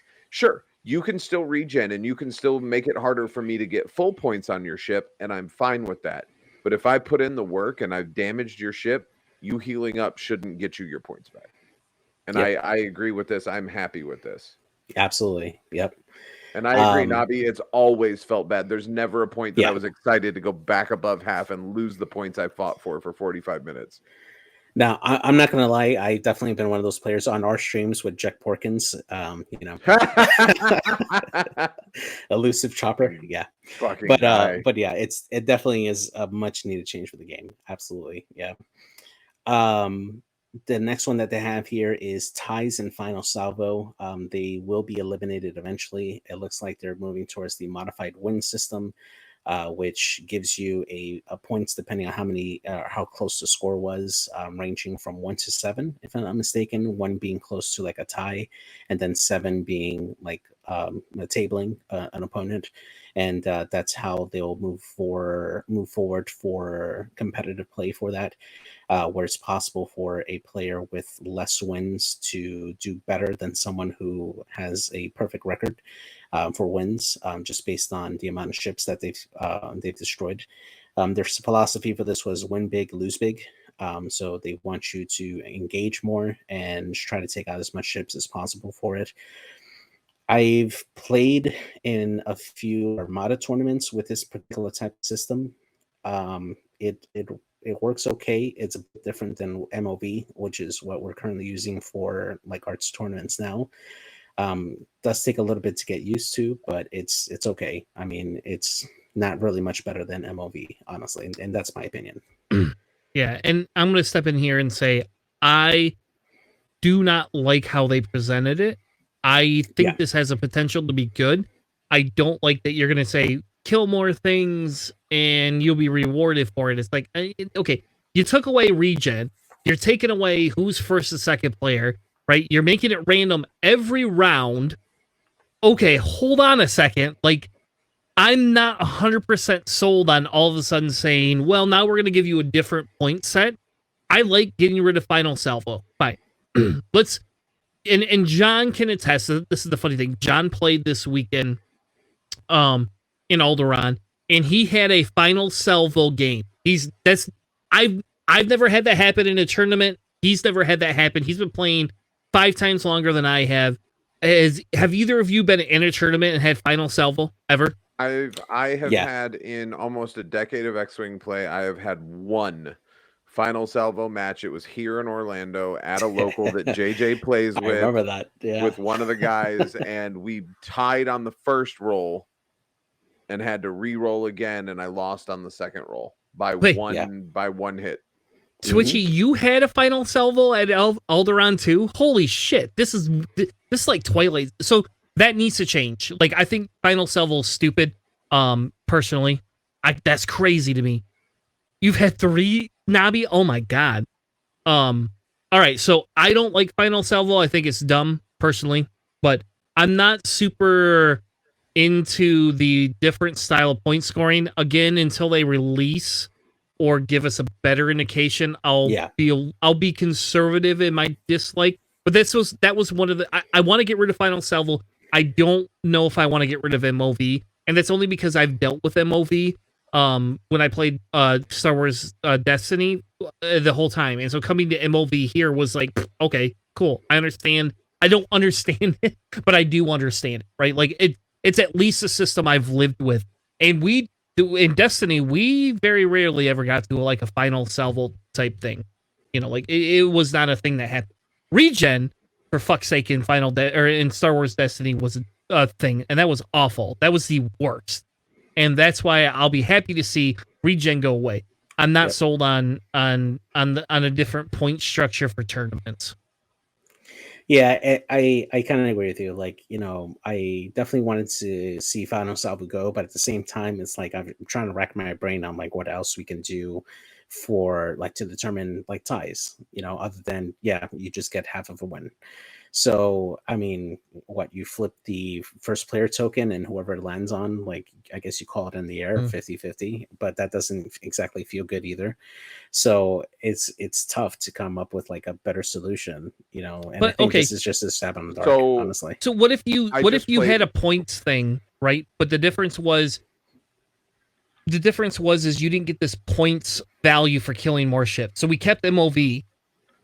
And we said when we hit final salvo, right, or something else, we could look at it in a different manner for a point system, right? So maybe they change how you score MOV if you tie, right? Maybe that's what they should do. Because in Nabi's case, when you had an O versus O XCC game, your MOV probably was shit, right? Like logically, your MOV is crap because you didn't score any points. I don't know, Charles. What were you gonna say? I was going to say, I just played in a 2-day tournament. I didn't make day 2, so I didn't play in 2-day tournament. But for Flesh and Blood, there's no such thing as MOV. It's win, loss, draw. That's it. If you don't take your opponent to 0 health, it's a draw. Period. End of story. Timer goes off. I finish my turn. You get one more turn, and that's game. Period. There's no final salvo for win. There's nothing. It's you kill me, I kill you, or it's a draw.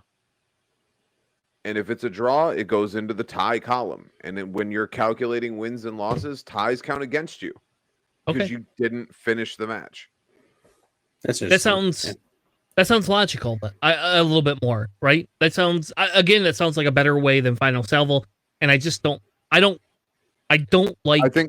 I think their Nabi's points. idea is at least okay. Nabi's idea is that instead of the amount of red dice, both players roll 3 dice, the same as you do when you're determining player order. Yeah. And most crits takes it. If there's a tie for crits, we go to focuses. If there's a tie for focuses, then we go to hits. If there's a tie for hits, then I don't know where to go from there. Reroll. Yeah, reroll. But I mean, it's 3 dice each that gives you an equal chance if both of you go to the point where you're tied at the end. Because a tie swarm outplays a 3 dice or a 3 ship list all day if you go to final salvo.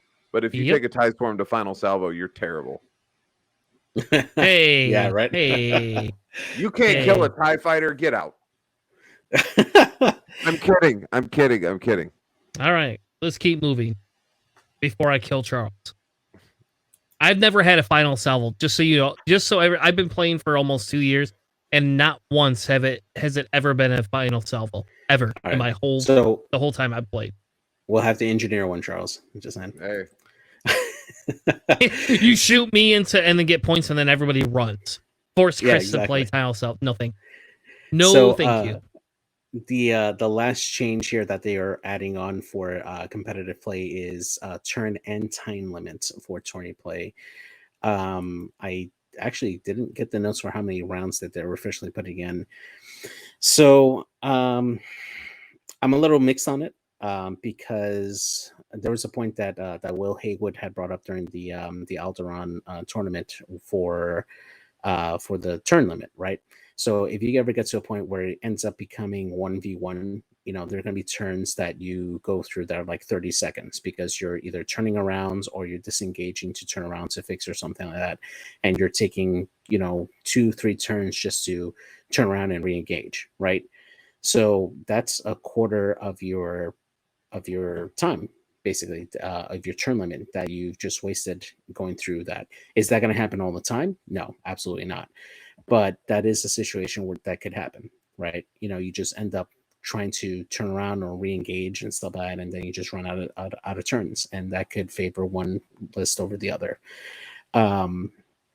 It's not exactly clean, but it is what it is, unfortunately.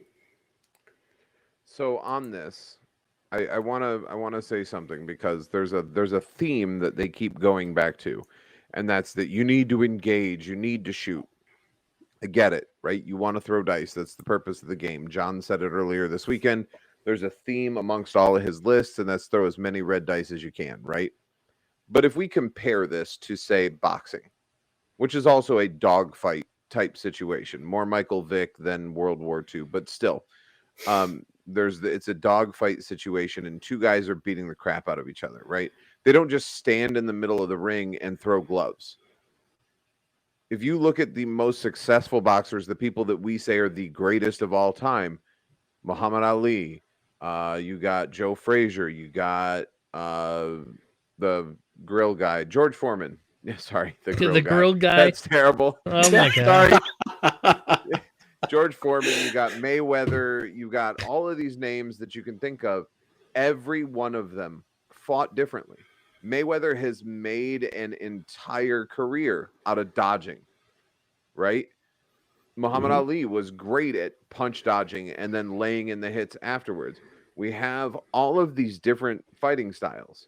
In a military game, you have to leave room for some sort of strategy. That's what the military does, right? We strategize. We figure out ways to beat our opponents using the tools that are available to us. In X-Wing, we all have the same tools. We all have the same ships available. You can play whatever faction you want. But to break it down to just put your ships in the middle and throw red dice, what's the point of maneuvering? What's the point of all of this if the point is to just get us into the center and throw dice, I'll just go play a card game because there's no maneuvering in a card game. I'm going to stand there and I'm going to throw cards at you, right? I'm going to play spells and magic, or I'm going to fight in flesh and blood, or I'm going to do that. That is what those games are. The reason this draws me to it, X-Wing draws me to it, is because it's not that.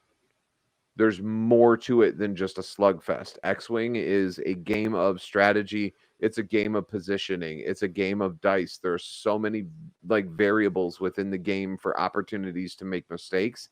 And that's the depth that brings me to the game. If you remove the depth from the game, I will, as a competitive player. I'm not at Ali Pocknell level, right? I'm not at John DeBoer level. I'm a 3-3 at best. I've never done better in a tournament than 3-3. I'm normally a 2-4 player, if I'm being honest, and my 2 wins come after I've lost 3, and I'm in the bottom half of the bracket with the other scrubs. So I'm slightly better than the scrubs of the tournament. I'm not an amazing X-Wing player, but I love to play the game. And if you take away that competitiveness, it's going to kill that game for me.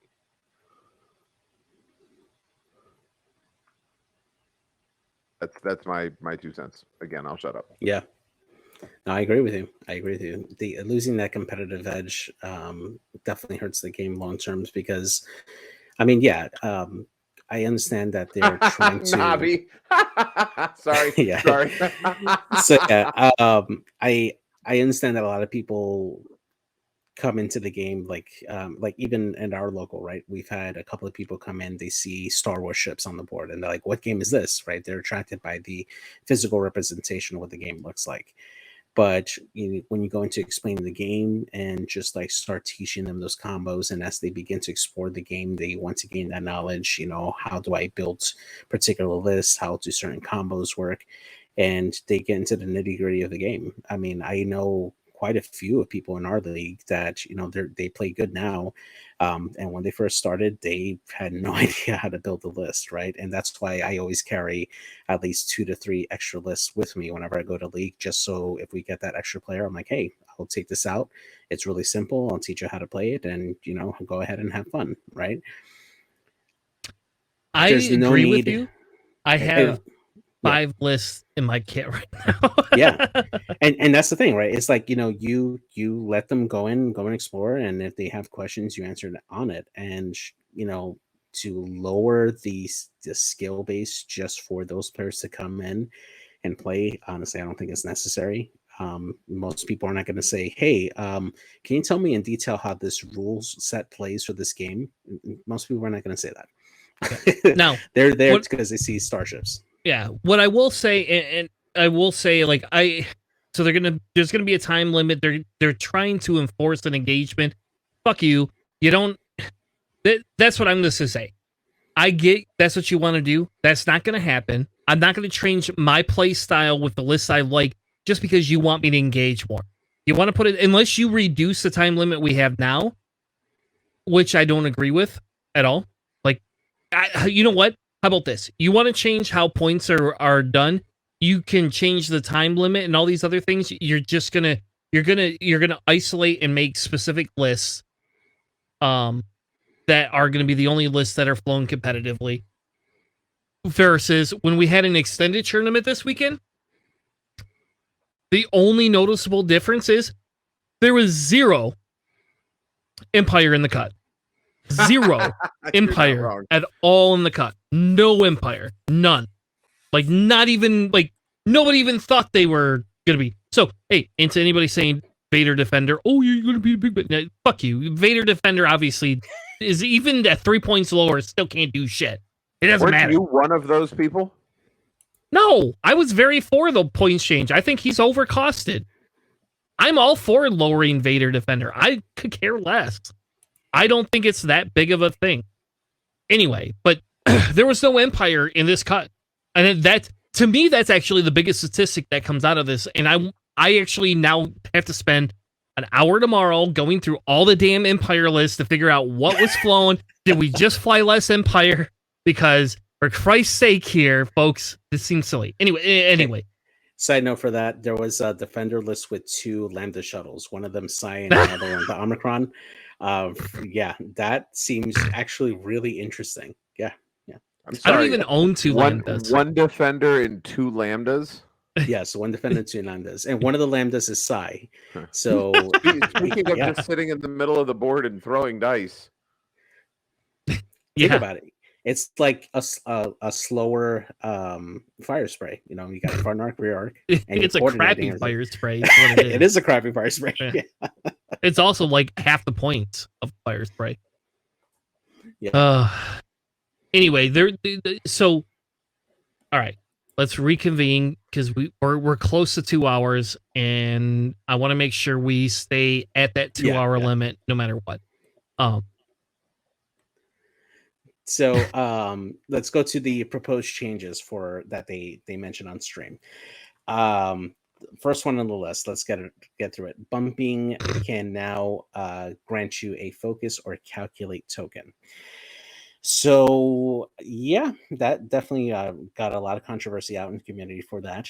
I think that number one, I think that they let the cat out of the bag too early, honestly, because I think that if you're going to introduce a core mechanic change like this, you need to flesh it out a little bit more, give a little more information on how this is supposed to work, and then present it. Because if you just give it a general change like this without really going into more details, you're going to get a negative reaction from the community. So you think? Maybe So can I for me- stop you? Can I ask a question? I just Yeah, need to go know. ahead. Did they? Yeah. Because in this document that somebody put together, I don't see the point. Somebody told me that it said it could be a focus or calculate, Mhm. and it was supposed to be red. I don't see that in this document. Is this supposed to be a red action? I think that was one of the things that they were tossing out there as a suggestion for how they wanted to do. So if you bump, you would take a stress and then gain that focus or calculate action. For me, if they really wanted to make this work just to prevent abuse, I would edit this to say if you bump an enemy ship, that you can gain that focus or calculate action. Not Yeah, bump you're your gonna own friendly people are and do gonna be that. bumping their own friendly ships and Exactly. taking that Yeah. because now swarms are ridiculous. 'cause I know. Yeah. I was gonna say that. I was like, can you imagine me being able to, Oh, and how about this? I have independent calculate that you just gave to me at 0 cost. You tell me I could take a calculate action for a white maneuver or a white action, and then I could just take a second one for a stress. I would literally do nothing but bump my own ships and do Constantly. literally nothing. I would never move. I would put 2 rocks in the center. Let me put my ships there so they all bump. I would literally figure that out. And then all I have to do is have Captain Sear or somebody else run again. In the difference, rotate, bump. Yep. Rotate, bump. I can shoot 2 sides and all forwards. It's Yeah, exactly. Go ahead. All right, go ahead. So the other change that they had here is ships at range 0 and arc of each other can take shots with no range 1 bonus. And then on top of that, they also mentioned that pilots and abilities that already have similar abilities, they're going to give them a buff. My guess, the simple way to do it is allow them to have that range 1 bonus when they shoot. So or not make it a red. Yeah, exactly. So for me, I think honestly, this is a little problematic because I get that the example that they gave, like 2 ships interacting in a 3D space, if they're like dive bombing each other, they can shoot at each other, I guess. I don't see that really working out the way that they're trying to say it. But for me, I think that there should be more of a drawback to shooting at range 0. Like, one, you can't modify the dice. I think for me, this should be more like snapshot, right? Snapshot, you roll 2 dice, you can't modify it in any way, and whatever comes out, right? No range 1 bonus, you can't use Predator on it, you can't use Force on it or anything like that. You just shoot it, and whatever comes out, right? Because I don't want this to be like encouraged because it's no fun, honestly. This is a negative play experience, right? Yeah. And I'm going to go back to a droid swarm because I like droids and I get a lot of shit for being a droid player and I don't need any more shit. I don't need any more than you're giving me right now. Hey, Chris, all right. Hey, no problem. You just do a 2 forward. you can clear stress, and you can get a calculate and get another stress. Oh, you can do the same thing again and never have to go anywhere. Sounds like a bad. To me, sounds like a bad mechanic. And so the reason they gave, I don't think we covered this. The reason they gave is because they believe bumping creates a negative play experience for new players.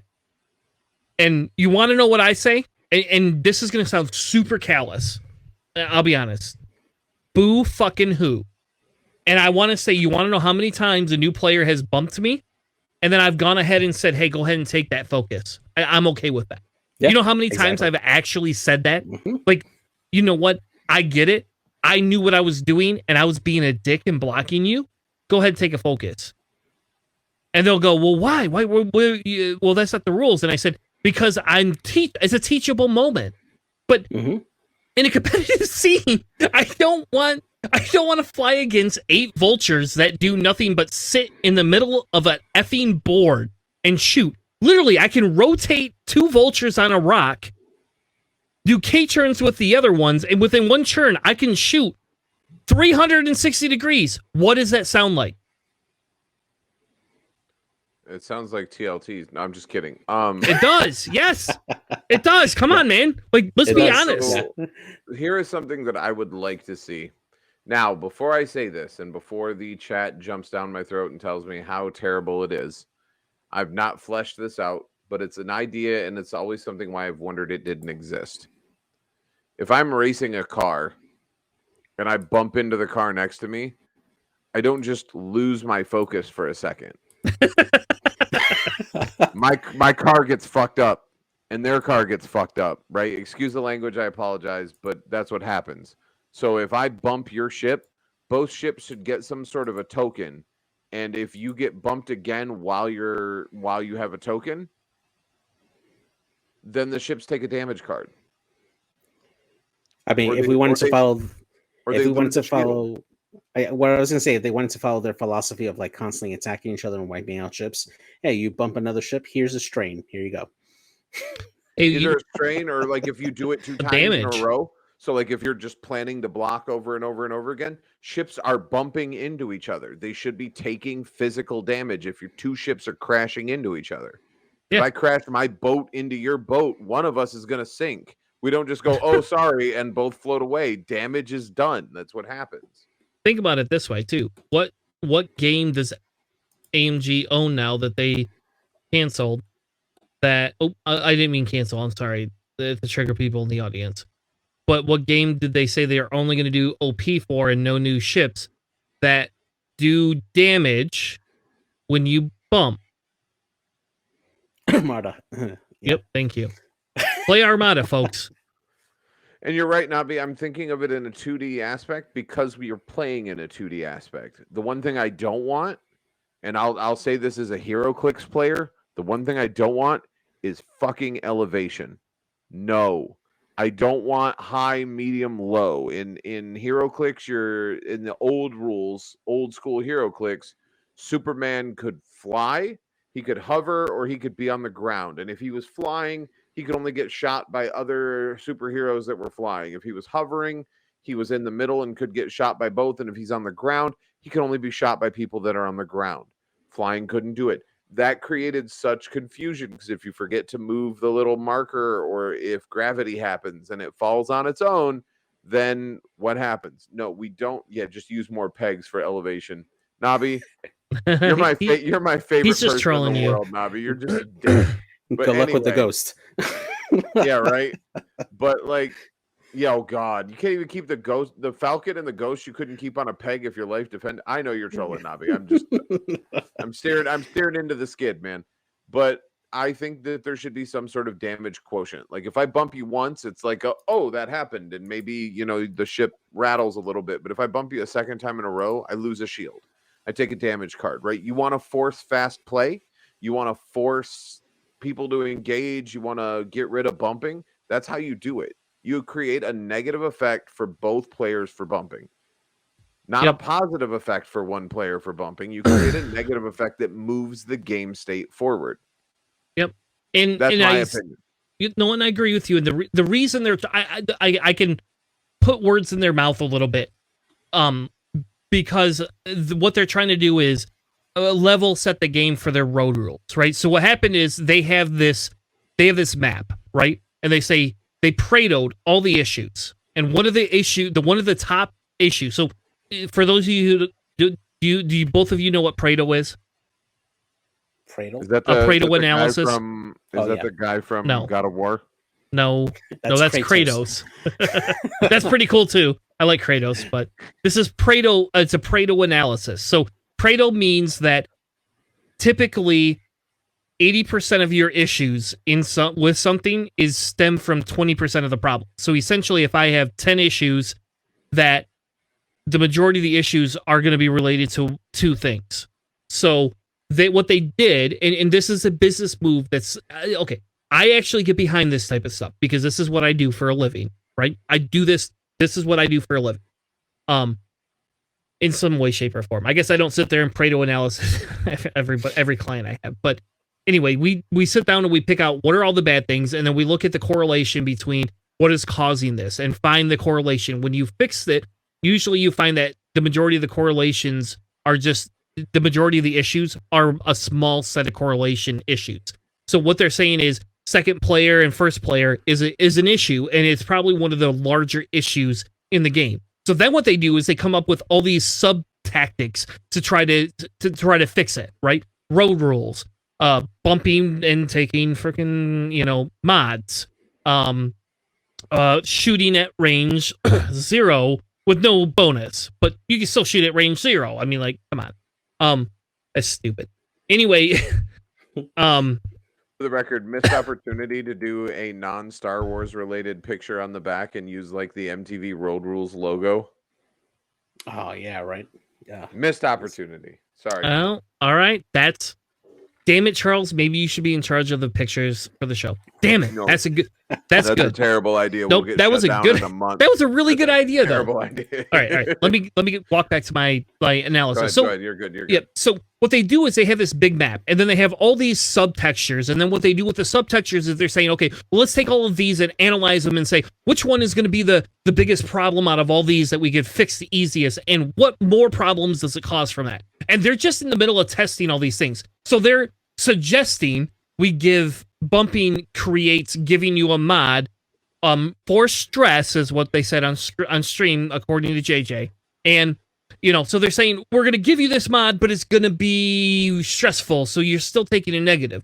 What the problem is that they haven't looked at all of the angles yet, and I think that the big problem they have is the first player, second player, who moves first, who can outmaneuver, and how do they want to fix it. And the problem I feel is they're moving too far away from the centralized problem that to actually fix what they're trying to do. Because I'm going to be honest, and this is very candid, and this is coming on a competitive side more than on a casual side. And maybe this is where they could fix the difference in saying we do one things casually and in tournaments we do things another way, right? I do not think bumping and giving mods fixes RPO at all. What I think they need to do is say, work towards your list moving differently instead of putting everything in a cluster to go, I'm going to shoot you and you're going to shoot me, right? Droid swarms are meant to be lived in clusters, but you give me free independent calculates. In fairness, I can run Seer down the middle of the board and 2 set swarms next to each other if I want. I can do that. Or I could put Seer and 1 droid next to each other, running down the middle, and the other 2 on the side. So I have 3, and 2 in the middle. And the biggest issue I have is that they want to make these changes and they want to shoot at range 0. They want to shoot with bumpy. I'm not in agreement that this will fix or be beneficial to competitive play. I'm not going to say that it won't because I've not played this out. I've never played a game with this. Am I willing to? Absolutely. I'll tell you what. I'll play you a droid swarm all day long with 3 mods and shooting at range 0. I'll do it. Make droid swarms the new meta, I guess. I mean, then you can all hate people like me instead of me hating Dash. I think the problem I have is that we're moving away from a strategic style game and moving into let's just shoot each other type game, which is what they want, because that's kind of how MCP works, right? Is it's we're gonna attack you. The initiatives aren't the same. I don't agree with that. Can I say that this is something that would make me not play the game? No. I actually would have to play this out in a competitive scenario. And again, like, to me, Dion has been the leader of the new X-Wing movement online, right? And, you know, like, all props to Dion, all the work he's put in, all of that stuff. Before I get super negative, my personal opinion is this is silly. I would not like to see this on the board, but I'll tell you what. Create a tournament where you have these rules and let us play them out. Let's see.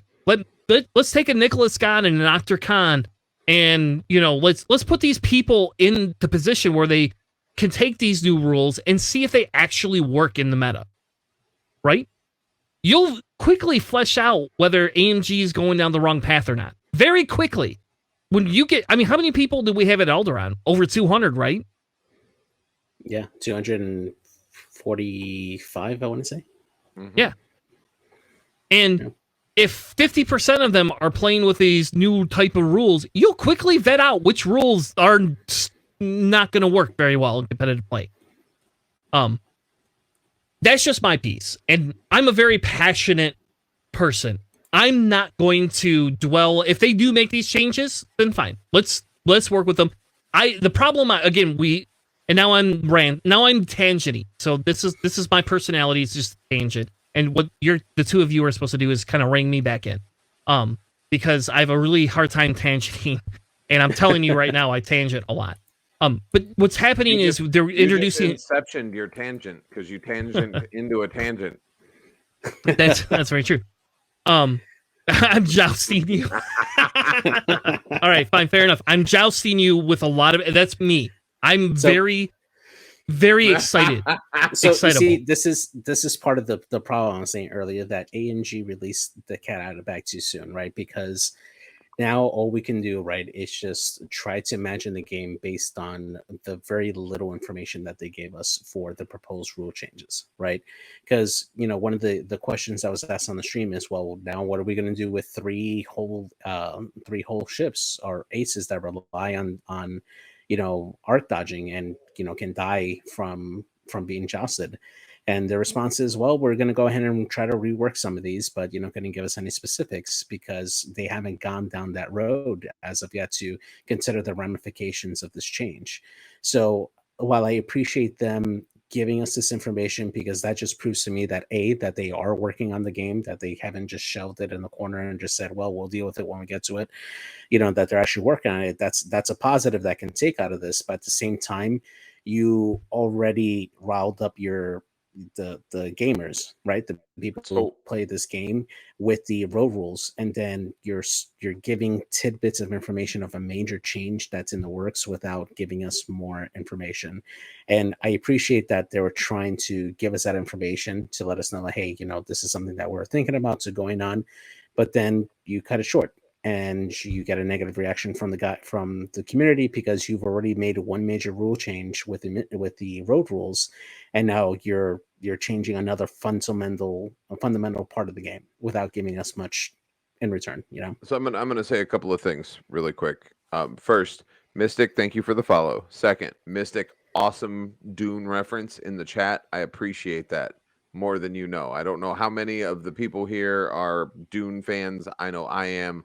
Thank you for that. Third, in the beginning of the year, the major complaint was that AMG wasn't communicating to us what they were doing. They were going to kill the game. They weren't talking to us. They weren't sharing with us what they were doing. They weren't letting us know what they were playtesting. They were 100% radio silent. We bitched, we complained, we pissed, we moaned about how we weren't getting the communication. Then they started talking. They heard us and said, you know what? You're right. We should communicate with you guys more. And what are we doing now? Whoa. You shouldn't talk to us. Please stop. Because now we're going to bitch and we're going to moan and we're going to piss and we're going to complain about the fact that you're talking to us before you play test stuff. Like, we can't have it both ways. You either want them to communicate so we at least know what's coming down the pipeline, or you get radio silence until they figure out what works and then they announce it's going to happen. You get one or the other. You don't get to bitch about both of them. Pick one side of the coin and be on it. And look, and that there you go. My rant was moving towards that. That's what I'm saying. I agree with you, Charles. I think that's a very insightful thing, right? I was aggressively vocal that AMG didn't care about the game, that this felt like a Destiny thing, right? Yep. I feel I have the right to complain about the bumping of the range 0. But I'm also going to say, hey, if that's what they institute and they test it out and they feel it's right, great. If we want as a community to take this and run with it right now and try and test it for them, because that would be actually the smarter thing for AMG to do. And here, maybe they're big brain thing, right? Maybe they're like, fuck all these people that are being assholes. I'm going to say this shit and you guys just go do the testing for us. Maybe they're doing this as a passive way to get people to test, right? Like Trump, it's like Trump's Twitter account. Well, that doesn't exist anymore, so that's a really bad analogy because I still kind of want X-Wing to exist. You know what I mean. It's a distraction. They're giving us this stuff to force us to do things without actually telling. It's like when your wife tells you that she wants you to do something without telling you she wants you to do something. Yep. And all right, we could spend 100 million times, like we could really go through, because there is a lot of issues. I disagree with how they presented it. I disagree with the attitudes that they had. And I come from that because I work with clients on a daily basis who are not the, I don't know how to say this without getting in legal trouble if somebody ever watched this stream, but like I have clients that I have to help whether I like it or not. That they tell me one thing and then do another thing. That was my job. For a long, long time, I did that. But I couldn't get an attitude. I couldn't get pissy with people. I couldn't be like this and that. And the problem is why should we give them the ability? So if we were nice as a community and said, hey, do you think that's a good change? We don't know if that's a good change. Instead of saying, I'm going to quit X-Wing. This is stupid. You guys are dumb. You don't understand anything. What is wrong with you people? Like, if we actually were like, are you sure this is a good idea? Like, if we constructively brought back the information to them, would they react like that? Because I could tell you right now, if presented with a constructive argument against it, which is what these two told me Ali Pocknell's video was. Yep. If they came back negatively or asshole-ish, then you know what? Then we have a right to rage. We have a right to be pissy. We don't need to be treated that way. But if we treat them with disrespect, we cannot expect to be treated with respect. And I know the problem is the people watching this and the people that talk to us are not the people doing it, right? Like, I don't think we have anybody in this chat or anybody watching our show, as small as our show is, that actually is going out there and raging against the machine all the time aggressively, right? Guerrilla radio. Problem is that there's others. And so what we need to do it now, and I say this is, I get it. A tower defense game is an insulting thing to say. I'll tell you what. So listen, let me be frank with what I'm going to do this week. I have an email already drafted, flipping tables since 14. Fair enough. I'm not going to flip a table. I did not do that when I got tabled twice during Alderaan. But I have an email I drafted already to AMG's information. Now, I reached out to AMG about playtesters 3 months ago. I was upset. I didn't feel that they were being open and communicative. And I went after them and asked them the questions. And I got the response back, this is what we're doing. Thank you for your information. If you want to be a playtester, we'll take you into consideration, blah, blah, blah, blah, blah. And I moved on. They obviously have playtesters. Whether they're the same people or not, I don't know. But they have people playtesting. I have an email drafted to them explaining what my position is, the detriment I feel to competitive play could be, that I would prefer if we can talk through these things in a different manner. And what I'm going to offer is that what they should do is go on people's streams and have these conversations as a conversation. And that's just my recommendation. They don't have to do it. And I'll be honest, there's a reason why people don't always want to join a stream, right? If you join our stream, and I'm going to say this because our stream has been pretty neutral, positive, right? I know I complained a little bit about bumping and range 0 shots tonight. I know I did. And I complained pretty heavily when they refused to release information that they were working on the game. But now they are. Now I'm back in their corner. I'm back saying, hey, here we go. The problem I have is that if they would change their PR appearance, it would make people feel better. But we have to stop being assholes. Because and this is a sad thing to say, GSP is big enough. If one of them went on GSP and the Twitch chat had 600-700 people in it that just lambaste them, do you really honestly think that they're going to do anything? And if Dion doesn't stop it, if Will doesn't stop it, if any of these people don't just say, just shut the chat off, then you now created a negative experience for that developer. He's not going to come back on a stream. Now, I will openly say this, and you could clip the shit out of this and send it to AMG. We're neutral. I will turn the chat off if it got negative. If they want to come on our stream on Sundays or pre-record something and we air it, I will happily nicely talk to developers all the time. And I will make it a open communicative experience. I will also advocate that they go on GSP. I just think that the reserve is going to be anybody can watch it, and GSP has a lot larger following than we do. Therefore, it's going to be a harder sell to get on a stream where people can be like, to them. We don't want to do that here. So there you go. Somebody clip this shit and send it to AMG and say, hey, join our stream. We will happily do it. You do the same thing. I'll tell you what, I'll air this and let Ryan Farmer from Flybetter and D Young take the whole stream over, and the three of us will monitor comments on our stream if they want a live place. We'll do all the work, and they can do the interviews. I don't even care about that. We'll mod the chat. Yep. So I'll happily do all of those things. My thing is yes, I will 100% back the fact that they took a poor position in PR. They should not have released material without explaining that, hey, we're in development. Please don't take this as the Bible. Let's talk through these things. Here's a form submission that you can do for this stream. Here you go. Here, submit your feedback here. And all negative feedback is just going to be deleted. And I'll tell you what, I'll volunteer JJ's personal time to read through all those because it's not me. I'm not going to do that. In fairness, I'm not going to actually do that. But yeah, I'll do it. That's fine. JJ will do it. He's a good proofreader. He's our proofreader here on the stream. But okay. There's so many things they could have done differently that they didn't do. But we're here now. And we can either be better or worse or the same. I propose we be better. With that being said, let's wrap this up. Each of you give your final thoughts since I've talked for at least 10. I did. What did you say? Somebody said I was jousting the stream earlier. So there you go. So I'm done jousting. I don't know if I've won or lost. I'll let the other two of you take the stream on for your preferred form of engagement. So, I'll say my last part here, just quoting a series that I enjoy very much, The Legend of Korra, that's on Netflix. And this is a quote from a character named General Iroh. Plug.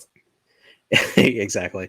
His quote is, even in the material world, you will find that if you look for the light, you can find it quite often. But if you look for the dark, that is all you will ever see. And I think that really applies with us. If we are only going to look forward for the new changes in the negative light, that's all we're ever going to find. We got to try to find the silver lining.